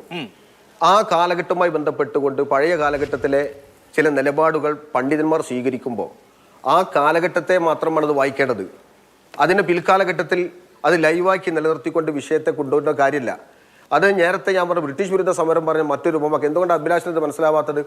CPM ഒരു കാലഘട്ടത്തിൽ കമ്പ്യൂട്ടറിനെതിരായിരുന്നല്ലോ, യന്ത്രവൽക്കരണത്തിനെതിരായിരുന്നല്ലോ, അന്നത്തെ അത്യാധുനിക സംവിധാനത്തിനെതിരായിരുന്നല്ലോ. അന്ന് CPM പുറത്തിറക്കിയ ലഘു പുസ്തകത്തിൽ പറഞ്ഞത് തൊഴിൽ തിന്നുന്ന ബഗൻ എന്നാണ് കമ്പ്യൂട്ടറെ സംബന്ധിച്ചുകൊണ്ട് വിശേഷിപ്പിച്ചത്. അത് സുകന്യയുടെ പാർട്ടി ഇന്ന് ഉദ്ധരിക്കാൻ തയ്യാറാകുമോ? കാറൽ മാക്സിനെയാണല്ലോ സുകന്യ CPM-നെ പ്രതിനിധി ഉന്നയിച്ചത്. കാറൽ മാക്സിന്റെ നിലപാടുകളെ ലൈവായി നിലനിർത്താൻ വേണ്ടി പാടുപെടുന്ന CPM എന്തുകൊണ്ടാണ് അന്ന് മാക്സിന്റെ സിദ്ധാന്തവും കാലഘട്ടവുമായി ബന്ധപ്പെട്ടുകൊണ്ട് മൂലധനത്തെ ഇന്ന് ലൈവാക്കി നിർത്താൻ മടിക്കുന്നത്? പാടില്ല എന്ന് പറയുന്നു. സ്ത്രീകളുമായി ബന്ധപ്പെട്ട എല്ലാ എന്തുകൊണ്ട് ആ കാലഘട്ടത്തെ വായിക്കാതെ പോയത്? അങ്ങനെ ഒരു ഇപ്പോ നിലപാടില്ലല്ലോ. കാലഘട്ടത്തിൽ CPM പോലും പരിഷ്കൃത സമൂഹം എന്ന് പറയുന്ന പുരോഗമന രാഷ്ട്രീയം എന്ന് പറയുന്ന ഏറ്റവും വലിയ രാഷ്ട്രീയ പ്രസ്ഥാനമായി CPM-ന്റെ അടിത്തറ ഇളകുന്ന വിധത്തിലാണ് അന്ന് CPM സ്വീകരിച്ചത്. അത് ഇന്ന് വായിക്കുമ്പോൾ ഏത് രീതിയിലുണ്ടാവും? ഈ പുസ്തകം ഒന്ന് പുനഃപ്രസിദ്ധീകരിക്കാൻ തൊഴിൽ തിന്നുന്ന മകൻ എന്ന പുസ്തകം കമ്പ്യൂട്ടറിനെതിരെ നിലപാടെടുത്തതുപോലെയാണ് ഞങ്ങൾ സ്ത്രീ വിദ്യാഭ്യാസത്തിനെതിരെ നിലപാടെടുത്തത് പോയിന്റ്. Okay, taken. അതാണല്ലോ താങ്കളുടെ പോയിന്റ്. ഞാനത് എടുത്തു. ഇനി ഇപ്പോ ശ്രീ മുഹമ്മദ് അലി കിനാലൂർ വരാം, അടുത്ത റൗണ്ടിൽ വരാം. ഇനി എനിക്ക് ശ്രീ കിനാലൂരിനോട് ചില ചോദ്യങ്ങൾ. ഇപ്പോ ശ്രീ കിനാലൂർ അദ്ദേഹം പറഞ്ഞത് പഴയ കാലത്തെ 35-ലെ 55-ലെ 86-ലെ നിലപാടാണ്, പുതിയ കാലത്ത് അങ്ങനെയല്ല എന്നുള്ളതാണ്. ഞാൻ പുതിയ കാലത്തെ ചില നിലപാടുകൾ, താങ്കളുടെ നേതാവിന്റെ ചില നിലപാടുകൾ പറയാം. 2015-ലാണ് ഈ പഞ്ചായത്ത് തെരഞ്ഞെടുപ്പിന് തൊട്ട് മുമ്പ് സ്ത്രീകളെ അധികാരമേൽപ്പിച്ചാൽ ശരിയാവില്ല, സ്ത്രീകൾക്ക് കാര്യശേഷി കുറവാണ് എന്ന് കാന്തപുരം AP അബൂബക്കർ മുസ്ലിയാർ പറഞ്ഞത് മനോരമ ന്യൂസിന് കൊടുത്തിട്ടുള്ള അഭിമുഖത്തിൽ. ഇനി 2011-ൽ മാതൃഭൂമി വാരികയ്ക്ക് AK അബ്ദുൽ ഹക്കീമിന് നൽകിയ അഭിമുഖത്തിൽ കാന്തപുരം പറയുന്നത്, അന്യപുരുഷന്മാരുമായി ഇടപഴകി ജീവിക്കാൻ സ്ത്രീകളെ മതം അനുവദിക്കുന്നില്ല, ഇസ്ലാം നിർദ്ദേശിച്ച കാര്യങ്ങൾക്കല്ലാതെ അവർ പുറത്തു പോകാൻ പാടില്ല, 18 വയസ്സെന്ന കൃത്യമായ ഒരു പോയിന്റിൽ നിന്ന് സർക്കാരിനെ പിന്തിരിപ്പിക്കാൻ എന്ത് മാർഗമുണ്ട് എന്ന് ഞങ്ങൾ അന്വേഷിച്ചുകൊണ്ടിരിക്കുകയാണ്. സ്ത്രീധനം ഹറാമാണ് എന്ന് ഒരു വാചകത്തിൽ മതത്തിന് വിധിക്കാൻ കഴിയില്ല. തുടർന്ന് അദ്ദേഹം ഈ അഭിമുഖത്തിന്റെ ഭാഗങ്ങളിൽ പറയുന്നു, ഈ സ്ത്രീകളെ 18 വയസ്സായാലേ കല്യാണം കഴിച്ചു കൊടുക്കാൻ പാടുള്ളൂ എന്നുള്ള കാര്യം വെച്ചു ഉറപ്പിക്കാൻ പറ്റുന്നതല്ല. മകളുടെ 15ാമത്തെ വയസ്സിൽ അനുയോജ്യനായ ഒരു വരനെ കിട്ടുകയാണെങ്കിൽ അവളെ അയാൾക്ക് വിവാഹം ചെയ്തു കൊടുക്കാൻ പിതാവിന് സാധിക്കുന്ന ഒരു അവസ്ഥ തന്നെയാണ് നല്ലത്. സ്ത്രീകളുടെ കാര്യത്തിൽ ഒരു കാര്യത്തിലും മാറ്റമില്ല. പുരുഷന് സ്ത്രീയുടെ മേൽ ആധിപത്യമുണ്ട് എന്നുള്ളത് വസ്തുതയാണ്. ഇത് 1930-ലെയോ 85-ലെയോ ഒന്നും നിലപാടല്ല. ഈ ആധുനിക നൂറ്റാണ്ടിലെ, പുതിയ നൂറ്റാണ്ടിലെ കാന്തപുരത്തിന്റെ നിലപാടുകളാണ്. അപ്പൊ ഇനി ചരിത്രാതീത കാലത്താണെന്ന് പറഞ്ഞതിനെ ന്യായീകരിക്കാൻ പറ്റില്ലല്ലോ. ശരി, സ്ത്രീ പുരുഷ സങ്കലനവുമായി ബന്ധപ്പെട്ട് അന്ന് ഉസ്താദ് പറഞ്ഞ നിലപാടും ഇന്ന് ഉസ്താദ് പറയുന്ന നിലപാടും അഥവാ സമസ്ത പണ്ഡിത സഭ പറയുന്ന നിലപാടും ഒന്ന് തന്നെയാണ്. അത് ശരിയാണ് എന്ന് പറഞ്ഞാൽ നിങ്ങളുടെ ഞാൻ അഭിലാഷ് കഴിഞ്ഞ ടൈമിൽ മുഴുവൻ എന്റെ വിഷയത്തിൽ ഇടപെടായിരുന്നു. ഞാൻ 2 മിനിറ്റ് കൊണ്ട് എനിക്കൊന്ന് പൂർത്തീകരിക്കാതെ തരണം. അന്ന് പറഞ്ഞ നിലപാടും ഇന്ന് പറയുന്ന നിലപാടും വ്യത്യസ്തമല്ല. ഇസ്ലാമിക പ്രമാണങ്ങളെ മുന്നിൽ വെച്ചാണ് സംസാരിക്കുന്നത്. അങ്ങനെയാണ് പണ്ഡിതന്മാർ സംസാരിക്കേണ്ടത്. അതുകൊണ്ട് അന്ന് സ്ത്രീ പുരുഷ സങ്കലനത്തെ കുറിച്ച് എന്ത് നിലപാടാണോ പറഞ്ഞ അന്യ സ്ത്രീ പുരുഷന്മാർ ഇടപഴകരുത് എന്ന കാഴ്ചപ്പാട് അന്നുമുണ്ട് ഇന്നുമുണ്ട്. കാരണം അത് ഇസ്ലാമിന്റെ അടിസ്ഥാന കാഴ്ചപ്പാടാണ്. ആ കാഴ്ചപ്പാട് പറയുന്നിടത്ത് വിശ്വാസികളായ സ്ത്രീകളെ അത് ബാധിക്കുകയും അവരത് അംഗീകരിക്കുകയും ചെയ്യുന്നുണ്ട്. നമുക്ക് ഇവിടെയൊക്കെ സുൽഫത്ത് എന്ന് പറയുന്ന സ്ത്രീ, ഞാൻ സത്യമായിട്ടും ഈ സുൽഫത്തിനെ ഈ കഴിഞ്ഞ ഒരു ചർച്ചയിലാണ് ഞാൻ ആദ്യമായി അവരെ കേൾക്കുന്നത്. എന്റെ പ്രശ്നമായിരിക്കാം, അവർ നേരത്തെ ഇടപെടുന്നുണ്ടാവാം. മുസ്ലിം സ്ത്രീകൾ എത്ര ആളുകൾക്ക് ഈ സുൽഫത്ത് എന്ന് പറയുന്ന ബഹുമാനിയായ സ്ത്രീയെ അറിയുന്നുണ്ടാകും?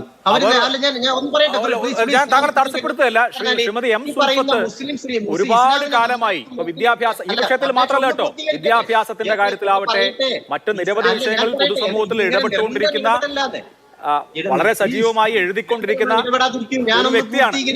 അല്ല, ഞാൻ താങ്കൾ തടസ്സപ്പെടുത്തിയതല്ല, ഇതൊന്ന് ക്ലാരിഫൈ ചെയ്ത് പോകണമെന്നുള്ളതുകൊണ്ടാണ്.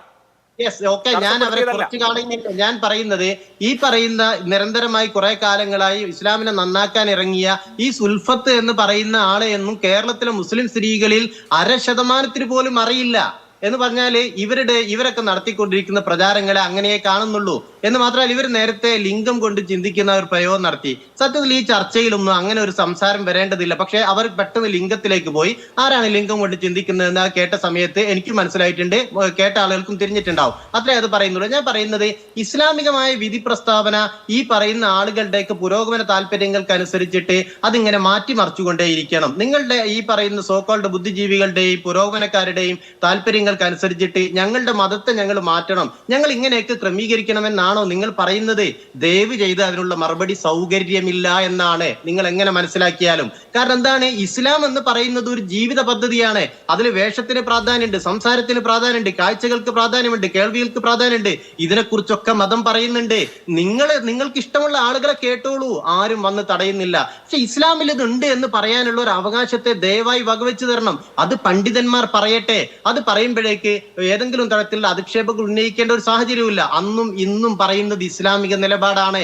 ആ നിലപാട് പ്രകാശിപ്പിക്കാനുള്ള സ്വാതന്ത്ര്യമല്ലേ ഇവിടെ ഏതെങ്കിലും ഒരു മുസ്ലിം സ്ത്രീയെ പിടിച്ചിട്ട് അല്ലെങ്കിൽ ഒരു പുരുഷനെ പിടിച്ചിട്ട് ഏതെങ്കിലും തരത്തിൽ ഇങ്ങനെ വഴിയിൽ കയ്യേറ്റം ചെയ്യുന്ന നിങ്ങൾ ഇത് അംഗീകരിക്കൂ എന്ന് പറയുന്ന സ്ഥിതിയുണ്ടോ? നോക്കൂ, എന്നെ പോലുള്ള പുരുഷന്മാർ ഈ ചർച്ചയിൽ പങ്കെടുക്കുന്നു. മുസ്ലിം പുരുഷന്മാർ ധാരാളം ആളുകളില്ലേ? ഈ പുരുഷന്മാർക്കൊക്കെ ഒരു അന്യ സ്ത്രീയെ കാണണമെന്ന് ആഗ്രഹം ഉണ്ടാവില്ലേ? ആ കാണണ്ട എന്നാണ് ഇസ്ലാം പറയുന്നത്. എന്ന് പറഞ്ഞാൽ പുരുഷനോടും അതേ വിലക്ക് തുടരുകയാണ് ചെയ്യുന്നത്. പക്ഷെ ഈ സംസാരിക്കുന്ന ആളുകളൊന്നും പുരുഷനുള്ള ഈ വിലക്കിനെ കുറിച്ച് പറയില്ല, സ്ത്രീകൾക്കുള്ള വിലക്കിനെ കുറിച്ച് സംസാരിച്ചു കൊണ്ടേയിരിക്കും. അന്യ സ്ത്രീ പുരുഷന്മാർ ഇടകേട്ടരുത് എന്ന് പറഞ്ഞാൽ അതുകൊണ്ട് പബ്ലിക് സ്പേസിൽ നിന്ന് മുസ്ലിം പുരുഷൻ നിഷ്ക്രമിക്കുന്നുണ്ടോ? അല്ല, ഇനി ചോദ്യങ്ങൾക്ക് അങ്ങ് ഉത്തരം പറയൂ. ഏതെങ്കിലും പൊതു ഇടത്തിൽ നിന്ന് മുസ്ലിം പുരുഷൻ അന്യ സ്ത്രീകളെ കാണേണ്ടി വരുമല്ലോ എന്നതുകൊണ്ട് അടച്ചു വീട്ടിലിരിക്കുന്നുണ്ടോ? പുറത്തിറങ്ങാതിരിക്കുന്നുണ്ടോ? രാഷ്ട്രീയത്തിൽ ഇടപെടാതിരിക്കുന്നുണ്ടോ? തൊഴിലിൽ ഇടപെടാതിരിക്കുന്നുണ്ടോ? വിദ്യാഭ്യാസത്തിന് പോകാതിരിക്കുന്നുണ്ടോ? പ്രസംഗിക്കാൻ പോകാതിരിക്കുന്നുണ്ടോ? അന്യ സ്ത്രീകളെ കാണുമോ എന്ന ഭയത്തിൽ വീട്ടിൽ ബന്ധിച്ചിരിക്കുന്ന ഏതെങ്കിലും പുരുഷനുണ്ടോ? ഇല്ലല്ലോ. അതെ, ഞാൻ മറുപടി പറയുന്ന ഒന്ന് ക്ഷമയോടുകൂടി കേൾക്കണം. അല്ല, ചോദ്യങ്ങൾക്ക് കൃത്യമായ ഉത്തരം വേണം. ഇത് ഈ വിലക്ക് സ്ത്രീകൾക്ക് മാത്രമല്ല പുരുഷന്മാർക്കും ഉണ്ട് എന്ന് പറയുമ്പോൾ ഏതെങ്കിലും ഒരു പുരുഷൻ നമ്മുടെ പബ്ലിക് സ്പേസിൽ നിന്ന് നിഷ്ക്രമിക്കുന്നുണ്ടോ എന്നുള്ളതാണ് എന്റെ ചോദ്യം. അഭിലാഷ് ചോദിച്ചു കഴിഞ്ഞു, ഞാൻ മറുപടി അറിയട്ടെ. പുരുഷന്മാർ പൊതു ഇടത്തിൽ വിലക്കപ്പെടുന്നുണ്ടോ? പുരുഷന്മാർക്കും അന്യ സ്ത്രീകളുമായി ഇടപഴകുന്നതിന് ഇതേ വിലക്ക് നിലവിലുണ്ട്. ആ വിലക്കിനെ കുറിച്ച് തന്നെയാണ് സംസാരിക്കുന്നത്. പിന്നെ നിങ്ങൾ ഈ നാട്ടിൽ നടന്നുകൊണ്ടിരിക്കുന്ന വിഷയങ്ങൾ മുന്നിൽ വെച്ചാണ് ഒരു മതവിധിയെ നിങ്ങൾ കാണുന്നതെങ്കിൽ നോക്കൂ, നമുക്ക് എന്തിനെയെല്ലാം തിരസ്കരിക്കുകയും നമ്മുടെ പ്രചാരണങ്ങൾ നിർത്തിവെക്കേണ്ടി വരികയും ചെയ്യും. മയക്കുമരുന്ന് വ്യാപകമായിക്കൊണ്ടിരിക്കുന്നു, മദ്യപാനികളുടെ എണ്ണം കൂടിക്കൊണ്ടിരിക്കുന്നു. അതേ സമയത്ത് സർക്കാർ മദ്യപാന്മാരെ പ്രോത്സാഹിപ്പിക്കുന്ന നിലപാടാണോ സ്വീകരിക്കുന്നത് എന്ന് പറഞ്ഞാല് അതിനെതിരായ ബോധവൽക്കരണങ്ങൾ സർക്കാർ മദ്യത്തിനെതിരെയും മയക്കുമരുന്നിനെതിരെയും മതസംഘടനകൾ മതശാസനകൾ പുറപ്പെടുവിക്കുകയാണെങ്കിൽ നല്ലതാണ്. അല്ല ഇതിൽ ഇങ്ങനെ കാടുകയറി പോലെ ചില നിങ്ങൾ മാത്രം ബാധിച്ച് അല്ല ചോദ്യങ്ങളാണ്, താങ്കൾ ഉത്തരം പറഞ്ഞാൽ മതി. ഒരു സെക്കൻഡ്, പ്രസംഗിക്കുന്ന ആളുകൾ ഈ നാട്ടിലില്ലേ? അങ്ങനെ ഞാൻ ചോദിക്കട്ടെ, ഒരു സെക്കൻഡ് മുഹമ്മദ് അലി കേൾക്കൂ. അധികാര സ്വാധീനമുണ്ട് എന്നതുകൊണ്ട് ഈ ഭരണഘടനയ്ക്ക് അനുകൂലമായി ഒന്നും ആരും സംസാരിക്കേണ്ടതില്ല. ഭരണഘടന റദ്ദായി എന്നാണ് നിങ്ങൾ പറയുന്നത്. ഭരണഘടനയെ കുറിച്ചൊന്നും അല്ലല്ലോ നമ്മൾ സംസാരിക്കുന്നത്. ഭരണഘടന മതസ്വാതന്ത്ര്യം പറയുന്നുണ്ട്. ആർട്ടിക്കിൾ 25 ആ ആർട്ടിക്കിൾ 25 തന്നെ എന്താണ് മതസ്വാതന്ത്ര്യം എന്ന് ഡിഫൈൻ ചെയ്യുന്നുണ്ട്. റെസ്ട്രിക്റ്റീവ് ക്ലോസും ഉണ്ട് മതസ്വാതന്ത്ര്യത്തിൽ. മതസ്വാതന്ത്ര്യം എന്ന് പറയുന്നത് അബ്സല്യൂട്ട് അല്ല ഇന്ത്യയിൽ. ഒന്നാമത്തെ കാര്യം. രണ്ട്, ഇതേ ഭരണഘടന തന്നെയാണ് ന്യൂനപക്ഷങ്ങൾക്ക് പ്രത്യേക അവകാശം വിദ്യാഭ്യാസ സ്ഥാപനങ്ങളുടെ കാര്യത്തിൽ കൊടുക്കുന്നത്. അത് നിശ്ചയമായും ഈ വിദ്യാഭ്യാസ പ്രക്രിയയെ അപ്ലിഫ്റ്റ് ചെയ്യാൻ വേണ്ടിയിട്ടാണല്ലോ. അപ്പൊ ഏത് ഭരണഘടനയെ കുറിച്ചാണ് താങ്കൾ പറയുന്നത് എന്നുള്ളതാണ് എന്റെ സംശയം.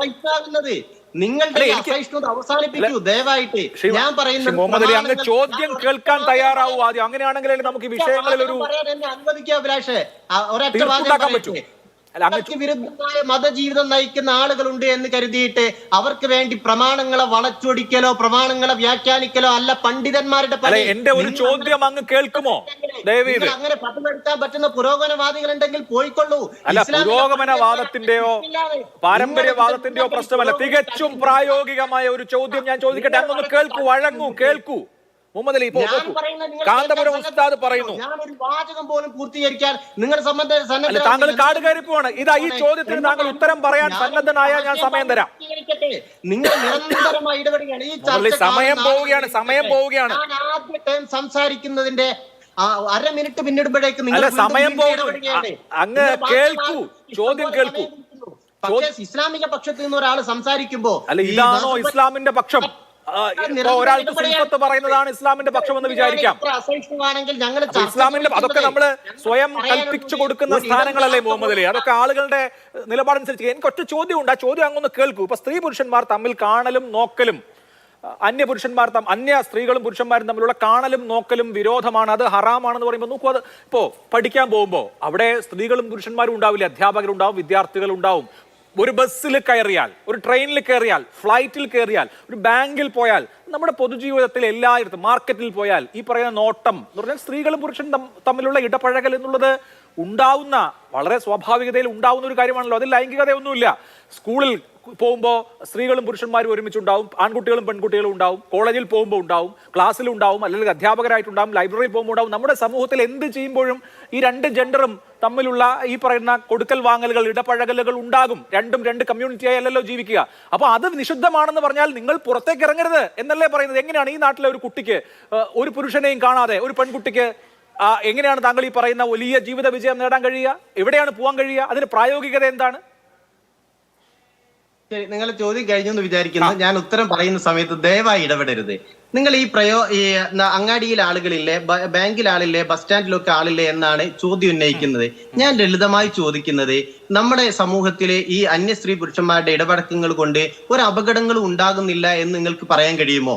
അങ്ങനെ എത്രയോ അപകടങ്ങൾ ഉണ്ടായതിന്റെ, പലതരത്തിലുള്ള ലൈംഗികമായ ചൂഷണങ്ങൾ ഉണ്ടായതിന്റെയൊക്കെ വാർത്തകൾ നമ്മൾ നിരന്തരമായി ഞാൻ പറയട്ടെ, ഞാനൊന്ന് പൂർത്തീകരിക്കട്ടെ. അനുവദിക്കൂ. നിങ്ങൾ പറയുന്നിടത്തേക്ക് ഞാൻ വരണമെന്നാണെങ്കിൽ എന്തിനാണ് നിങ്ങൾ എന്നെ വിളിക്കുന്നത്? നിങ്ങൾ എന്നെ സംസാരിച്ചാ പോരെ? നിങ്ങൾ പറയുന്നിടത്തിലേക്ക് ഞാൻ വരാനാണോ നിങ്ങൾ എന്നെ വിളിച്ചിട്ടുള്ളത്? ഞാൻ എന്റെ പക്ഷം പറയട്ടെ. ഇസ്ലാമിക വിധിവിലക്ക് തീർത്തും ദയനീയമായി പോകുമ്പോഴല്ലേ മുഹമ്മദ് അലി ഇടപെടാൻ പറ്റൂ? ഇപ്പോ വീട്ടിൽ ഉറങ്ങിക്കിടക്കുന്ന, അല്ലെങ്കിൽ അച്ഛന്റെ അമ്മയുടെയും കൂടെ ഉറങ്ങിക്കിടന്നിരുന്ന കുട്ടികളെ വലിച്ചിഴച്ചു കൊണ്ടുപോയി ബലാത്സംഗം ചെയ്യപ്പെട്ടിട്ടുള്ള നാടാണ് നമ്മുടേത്. അതുകൊണ്ട് സ്ത്രീകളും പുരുഷന്മാരും ഇടപഴകുന്നത് കൊണ്ടാണ് ലൈംഗിക അതിക്രമങ്ങൾ ഉണ്ടാവുന്നതെന്ന് പറഞ്ഞാൽ എങ്ങനെ ശരിയാവാനാണ്? ഒരു ഇടപഴകലിനും പോവാത്ത ചെറിയ കുട്ടികൾ വരെ ദുരുപയോഗം ചെയ്യപ്പെടുന്നത്, അതൊക്കെ വേറെ പ്രശ്നമാണ്. ഞാൻ പറഞ്ഞ ഒരു പട്ടി കടിക്കാൻ, എവിടെയെങ്കിലും ഒരു പട്ടി തുടല് പൊട്ടിയിട്ടുണ്ടെങ്കിൽ എല്ലാവരും കേരളം വീട്ടിലിരിക്കാന്നുള്ളതല്ലോ വഴി. ആ പട്ടിയെ തല്ലിക്കൊല്ലണം എന്നുള്ളതാണ്. ലൈംഗിക അതിക്രമങ്ങൾ ഉണ്ടായാൽ അതിന്റെ കാരണക്കാരായ ആളുകളെ ശിക്ഷിക്കണം, അത്രേ ഉള്ളൂ. നോക്കൂ, ഞാൻ ചോദിച്ച ചോദ്യം ഇതാണ്. സ്ത്രീ പുരുഷ ഇടകലരലിൽ പ്രശ്നങ്ങളില്ല എന്നാണോ പറയുന്നത്? എന്ത് നിങ്ങൾ പ്രശ്നം? ജോലി ചെയ്യുന്ന സ്ഥാപനത്തിലടക്കം അതിന്റെ പേരിൽ ഒരു ജീവനക്കാരന് പുറത്തു പോകേണ്ടി വന്ന അനുഭവം ഉണ്ടായിട്ടില്ലേ? അത് സ്ത്രീകളും പുരുഷന്മാരും ഇടപഴകുന്നത് കൊണ്ടാണ്. അങ്ങനെയാണെങ്കിൽ എല്ലാ സ്ഥാപനങ്ങളിലും സ്ത്രീകൾക്ക് ഒരു ഷിഫ്റ്റ്, പുരുഷന്മാർക്ക് ഒരു ഷിഫ്റ്റ് എന്നാക്കേണ്ടി വരുമോ? നിങ്ങളുടെ സ്ഥാപനങ്ങളിൽ എന്റെ മുഹമ്മദ് അലി, ഞാൻ നിങ്ങളുടെ സ്ഥാപനങ്ങളിൽ തന്നെ വന്നിട്ടുണ്ട്. അവിടെ സ്ത്രീകളും പുരുഷന്മാരും ഇടപഴകുന്ന സ്ഥാപനങ്ങൾ ഉണ്ടല്ലോ. എത്ര ശതമാനം സ്ത്രീകൾ എന്തൊരു വാദമാണ് മുഹമ്മദ് അലി കിനാലൂരിനെ പോലെ യുവാവായ ചിന്തിക്കുന്ന ഒരു ചെറുപ്പക്കാരൻ ഇങ്ങനെയൊന്നും പറയാനേ പാടില്ല. അല്ല, ഇത് പറയട്ടെ, ഇതൊന്നും പൊതുവൽക്കരിക്കേണ്ട പ്രശ്നങ്ങളല്ല എന്ന് തന്നെയാണ് ഞാൻ പറഞ്ഞു വരുന്നത്. ഇതൊക്കെ സംഭവിക്കുന്നുണ്ട്, അതേ സമയത്ത് തീരെ സംഭവിക്കുന്നില്ല എന്ന് നിങ്ങൾ പറയുകയും ചെയ്യരുത്. സംഭവിക്കുന്നുണ്ട്, അത് ശരിയാണ് എന്ന് കരുതിയിട്ട് അതൊന്നും സ്ത്രീകളെയും പുരുഷന്മാരെയും ഇടപഴകുന്നതിൽ വിലക്കാനുള്ള ഒരു കാരണമേ അല്ല. ശരിയായ കാര്യങ്ങളിലേക്ക് എത്തുമ്പോ നമ്മള് യാഥാർത്ഥ്യങ്ങളെ കുറിച്ച് സംസാരിക്കൂ. ഞാൻ ഏത് യാഥാർത്ഥ്യമാണ് താങ്കൾ പറയുന്നത്? താങ്കൾ ഏതോ ലോകത്തിലാണ് മുഹമ്മദ് അലി. നിങ്ങൾ ഈ പുരുഷന്മാരെ മുഴുവൻ വീട്ടിനകത്ത് അടച്ചിടും. ശരി ശരി ശരി, ഒരൊറ്റ ഇടവേള എടുക്കാം. ഇടവേളയ്ക്ക് ശേഷം സുൽഫത്ത് ടീച്ചറിലേക്ക് വരാം. ഒരു ഇടവേള, സമയം പോയി, അതുകൊണ്ടാണ്. ചർച്ചയിൽ വീണ്ടും ശ്രീമതി എം സുൽഫത്ത്, ഇവിടെ ശ്രീ മുഹമ്മദ് അലി പറഞ്ഞ ഒരു കാര്യത്തോട് ഞാൻ യോജിക്കുകയാണ്. അത് കാന്തപുരം എ പി അബൂബക്കർ മുസ്ലിയാർ എല്ലാ കാലത്തും എടുത്തിട്ടുള്ള നിലപാടാണ് ഇത് എന്നുള്ള കാര്യത്തിലാണ്. 2011 അദ്ദേഹം മാതൃഭൂമിക്ക് കൊടുത്ത അഭിമുഖത്തിൽ ഇതേ കാര്യം പറയുന്നുണ്ട്. അന്യപുരുഷന്മാരുമായി ഇടപഴകി ജീവിക്കാൻ സ്ത്രീകളെ മതം അനുവദിക്കുന്നില്ല എന്ന്. വിവാഹപ്രായം 15 വയസ്സോ അതിൽ താഴെയോ ആക്കി കൊടുക്കണമെന്നതടക്കമുള്ള ഒരുപാട് കാര്യങ്ങൾ ഉണ്ട് ആ കാര്യത്തിൽ. അപ്പോൾ ഈ യാഥാസ്ഥിതികത്വം അതേപടി എല്ലാ കാലത്തും നിലനിൽക്കുന്നുണ്ട് എന്നുള്ളത് കൊണ്ട് മുസ്ലിം സമൂഹത്തിലെ വനിതകൾ വലിയ സ്വാതന്ത്ര്യ നിഷേധം അനുഭവിക്കുന്നുണ്ടോ? ഇന്ന് സമൂഹത്തിന്റെ എല്ലാ മേഖലകളിലും മുസ്ലിം സമൂഹത്തിൽ നിന്നുള്ള വനിതകളുണ്ട്, എല്ലാ പ്രൊഫഷണലും ഉണ്ട്, എല്ലാ സാമൂഹ്യ മുന്നേറ്റങ്ങളിലും ഉണ്ട്. ഈ ഇത്തരം മതപണ്ഡിതന്മാരുടെ പ്രസ്താവനകളിലെ മുസ്ലിം സമൂഹത്തിലെ സ്ത്രീകള് വളരെ പുറങ്കാലുകൊണ്ട് തള്ളിക്കളയുന്നു എന്ന് മാത്രമേ എനിക്ക് പറയാനുള്ളൂ. ഈ പറഞ്ഞ വിദ്യാഭ്യാസത്തിന്റെ കാര്യം അഭിലാഷ് ചോദിച്ചപ്പോ ഈ രണ്ടു പേരും പറഞ്ഞത് കാലഘട്ടത്തിനനുസരിച്ച് ചിന്തിക്കുന്നു, കാലഘട്ടത്തിനനുസരിച്ച് മാറിയിട്ടുണ്ട് എന്ന്. അതേ ആളുകൾ തന്നെയാന്ന് പറയുന്നത് കാലഘട്ടത്തിനനുസരിച്ച് ഒരു മാറ്റവും വരുത്താൻ പാടില്ല ഇസ്ലാം എന്ന്. തെരഞ്ഞെടുപ്പിൽ സ്ത്രീകൾ മത്സരിക്കരുതെന്ന് പറഞ്ഞ ഇതേ കാന്തപുരമാണ്.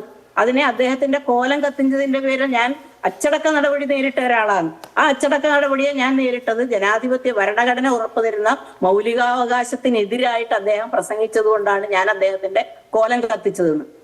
അതിനെ സർക്കാർ അംഗീകരിക്കേണ്ടി വന്നു വിദ്യാഭ്യാസ വകുപ്പിന്. അപ്പൊ കാന്തപുരം അന്ന് അത് പറഞ്ഞെങ്കിലും ഇന്ന് വേണമെങ്കിൽ സമസ്തയുടെ സ്ത്രീകൾ പോലും തെരഞ്ഞെടുപ്പിൽ മത്സരിക്കുന്ന സ്ത്രീകളായിട്ട് വരും. അതുകൊണ്ട് ഇതങ്ങ് അംഗീകരിച്ചാൽ മതി. കാലഘട്ടത്തിനനുസരിച്ച് മാറുന്നു എന്ന് അംഗീകരിക്കുകയാണെങ്കിൽ ഈ ഒരു ചിന്താഗതി കാലഘട്ടത്തിന് യോജിച്ചതല്ല.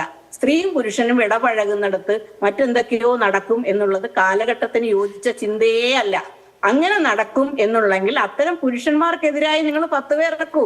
അവരൊക്കെ വീട്ടിലിരിക്കട്ടെ, അവർ വീട്ടിലിരുന്ന് നിസ്കരിക്കട്ടെ, അവർ വീട്ടിലിരുന്ന് യോഗ ചെയ്യോ മറ്റെന്തെങ്കിലും കായിക വിനോദങ്ങളോ എന്ത് വേണമെങ്കിലും വീട്ടിലിരുന്ന് ചെയ്യട്ടെ. സ്ത്രീകൾക്ക് പ്രശ്നമില്ലെങ്കിൽ സ്ത്രീകൾ ചെയ്തുകൊള്ളട്ടെ.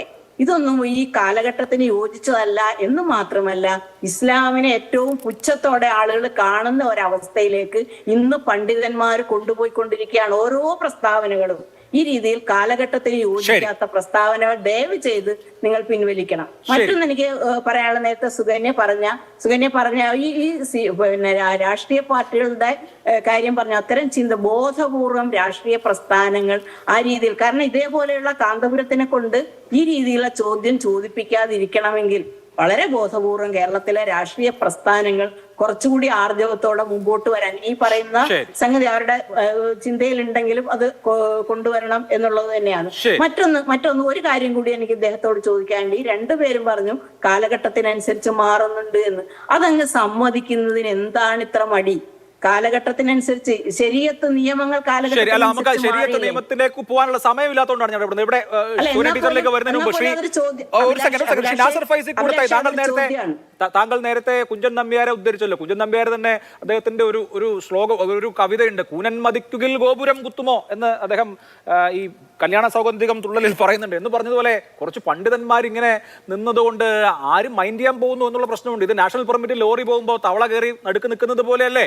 ഞാൻ ഞാൻ നേരത്തെ ഒരു പ്രസംഗത്തിന്റെ കാര്യം പറഞ്ഞില്ലേ, ഈ മുസ്ലിം ലീഗിന്റെ ഫെസ്റ്റിവലിലേക്ക് ഈ ശശി തരൂരിനെയും അതുപോലെ തന്നെ അബ്ദുൽ സമദ് സമദാനിയെയും ക്ഷണിച്ചുകൊണ്ട് ഫാത്തിമ നടത്തുന്ന ഒരു പ്രസംഗമുണ്ട്. അതിഗംഭീരമാണ്, തുഞ്ചത്തെഴുത്തച്ഛനെയൊക്കെ ഇൻവോക്ക് ചെയ്തുകൊണ്ട്. അപ്പോൾ നിങ്ങൾ പരസ്പരം കണ്ണിൽ നോക്കി സംസാരിക്കൂ, തലച്ചോറിൽ ഓക്സിറ്റോസിൻ പ്രൊഡ്യൂസ് ചെയ്യപ്പെടും എന്ന് പ്രസംഗിക്കുന്ന ബീവി കുട്ടികൾ പാണക്കാട് തറവാട്ടിൽ പോലും ഉള്ള കാലത്ത് ഇതൊക്കെ ഇങ്ങനെ പ്രസംഗിക്കാനുള്ള സ്വാതന്ത്ര്യമുണ്ട്. നേരത്തെ മുഹമ്മദ് അലി പറഞ്ഞു, ഈ പ്രസംഗം ആരെങ്കിലും കേൾക്കുമോ എന്നുള്ള കാര്യം മതപണ്ഡിതർ ചിന്തിക്കുന്നുണ്ടോ? ഇല്ലെങ്കിൽ നിങ്ങളൊക്കെ പെട്ടെന്ന് ഔട്ട്ഡേറ്റഡ് ആയി പോവില്ലേ സാർ?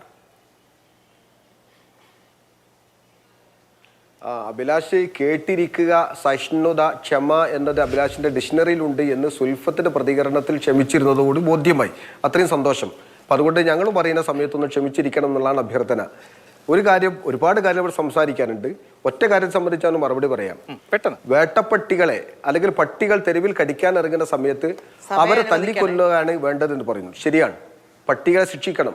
അതോടൊപ്പം തന്നെ പട്ടിയെ ശിക്ഷിക്കുന്ന പോലെ കോഴിയെ സുരക്ഷിതമായി കൊണ്ട് വളർത്തുകയും ചെയ്യണം. അത് പ്രകൃതി മതമാണ്. കോഴിയെ അഴിഞ്ഞാടാൻ വിട്ട് അല്ലെങ്കിൽ കോഴിയെ തുറന്നു വിട്ട് പട്ടിയെ തല്ലിക്കൊല്ലാൻ വേണ്ടി പട്ടിയെ കൊല്ലുക എന്നത്, പട്ടിയെ ശിക്ഷിക്കുക എന്നത് ശിക്ഷയാണ്. അടങ്ങുക കാര്യങ്ങൾ പറയട്ടെ. കോഴിയെ സൂക്ഷിക്കാനുള്ള പ്രകൃതിപരമായിരിക്കുന്ന ഒരു പ്രതിബദ്ധത സമൂഹം നിർവഹിക്കണം. അതുപോലെ തന്നെ സ്വർണം സൂക്ഷിക്കേണ്ട മേഖല സൂക്ഷിക്കണം. ഇരുമ്പ് സൂക്ഷിക്കേണ്ട മേഖല സൂക്ഷിക്കണം. ഇരുമ്പ് പോലെയല്ല സ്വർണ്ണത്തെ സൂക്ഷിക്കേണ്ടത്. പവിത്രമായ പളുങ്ക് പോലെ സുരക്ഷിതമായ സ്ത്രീകൾ, ആ സ്ത്രീകൾക്ക് സുരക്ഷിതത്വം കൊടുക്കുക എന്നത് മതധർമ്മമാണ്, രാജ്യത്തിന്റെ ഭരണഘടനയുടെ അവകാശമാണ്, അല്ലെങ്കിൽ ഭരണഘടന തരുന്ന സംരക്ഷണമാണ് സ്ത്രീകൾക്ക്. ആ സ്ത്രീകൾക്ക് സുരക്ഷിതത്വം ഉറപ്പുവരുത്തണം. അതിന്റെ ഭാഗമായി മുസ്ലിം സ്ത്രീകളെ സംരക്ഷിക്കേണ്ട ബാധ്യത മതപണ്ഡിതന്മാർക്കുണ്ട്. ആ ബാധ്യതയുടെ ഭാഗമായിക്കൊണ്ട് കഴുകന്മാരായ പുരുഷന്മാർ അവരുടെ വികാരശമനത്തിന് ഉപയോഗപ്പെടുത്തുന്ന അവസ്ഥ ഉണ്ടാവാൻ പാടില്ല. അവരുടെ കഴുക കണ്ണുകൊണ്ട് ഒരു സ്ത്രീയെ നോക്കാൻ പാടില്ല. അതുകൊണ്ട് തന്നെ പുരുഷനെ ശിക്ഷിക്കുകയും അവരെ നിലക്ക് നിർത്തുകയും ചെയ്യണമെന്ന് മതപണ്ഡിതന്മാർ പറയുന്നതോടൊപ്പം തന്നെ അവരുടെ മുമ്പിൽ അവരുടെ അവസ്ഥകൾ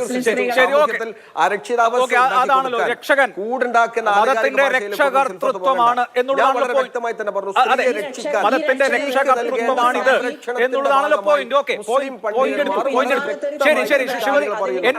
സംരക്ഷിക്കണം അഭിലാഷ്. ശരി, ഓക്കെ, ആ പോയിന്റ് എടുത്തു. അതാണല്ലോ പോയിന്റ്. ശ്രീമതി എൻ സുകന്യ ഇവിടെ ഉന്നയിക്കപ്പെടുന്ന സ്ത്രീ അമ്മയാണ്, സഹോദരിയാണ് എന്നൊക്കെ പറയുന്നത് പോലെ സ്ത്രീ സ്വർണ്ണമാണ്, ഇരുമ്പല്ല, സ്ത്രീ കോഴിയാണ്, കൂട്ടനല്ല എന്നൊക്കെ നമ്മൾ കേട്ടു. ഈ പറഞ്ഞ രക്ഷകർത്തൃത്വമാണ് ഈ മതശാസനകൾക്കൊക്കെ പിറകിൽ എന്ന് കാണാമോ? അല്ലാതെ പിന്നെ ഇവിടെ സുൽഫത്തിന് സ്ത്രീ വിഭാഗത്തിന്റെ കുത്തക ആരാണ് കൊടുത്തത്?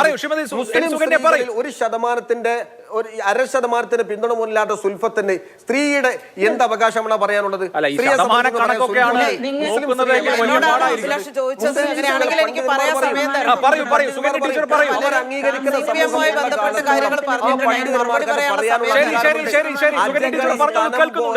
സമൂഹത്തിൽ തൂങ്ങി നിൽക്കുന്ന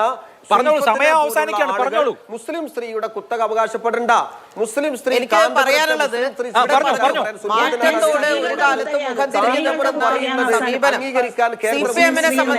സ്വീകരിച്ചിട്ടില്ല. അത് മാർക്സിസത്തിന്റെ നിലപാടുമല്ല, മാറ്റമാണ് അടിസ്ഥാനം എന്ന് കരുതുന്ന രാഷ്ട്രീയ പ്രസ്ഥാനമാണ് CPM. അതുകൊണ്ട് ഞങ്ങൾക്ക് നിലപാടുകൾ സ്വീകരിച്ചതിൽ തെറ്റുണ്ടായിട്ടുണ്ടെങ്കിൽ അത് തിരുത്തുന്നതിൽ യാതൊരു മടിയും ഞങ്ങളുടെ പാർട്ടി ഒരു ഘട്ടത്തിലും കാണിച്ചിട്ടില്ല. പക്ഷെ ഇവിടെ മതപണ്ഡിതന്മാരായി ഇവിടെ വന്നിരിക്കുന്ന ആളുകൾ പറയുന്ന കേട്ടതിൽ നിന്ന് അവർക്ക് അത്തരത്തിൽ സ്വയം നവീകരിക്കാൻ കഴിയുന്നില്ല. അങ്ങനെ നവീകരിക്കാത്തതൊക്കെ കാലത്ത് നമുക്കറിയാം. ലോകത്ത് എന്താണ് അതിന് സംഭവിക്കുക? അത് ചരിത്രത്തിന്റെ ചവറ്റുകൊട്ടയിലേക്ക് പോവുക എന്നുള്ളതേ ഉണ്ടാവുള്ളൂ. ഏത് കാലഘട്ടത്തിലാണ് നമ്മളെല്ലാം ജീവിച്ചുകൊണ്ടിരിക്കുന്നത്? ആ കാലഘട്ടത്തിന് അനുസൃതമായിട്ടുള്ള ചർച്ചയാണോ ഇവിടെ ഇപ്പോൾ ഉയർന്നു വന്നത്? സ്വർണ്ണമായിട്ട് സ്ത്രീ എന്ന് പറയുന്നത് ഒരിക്കലുമല്ല.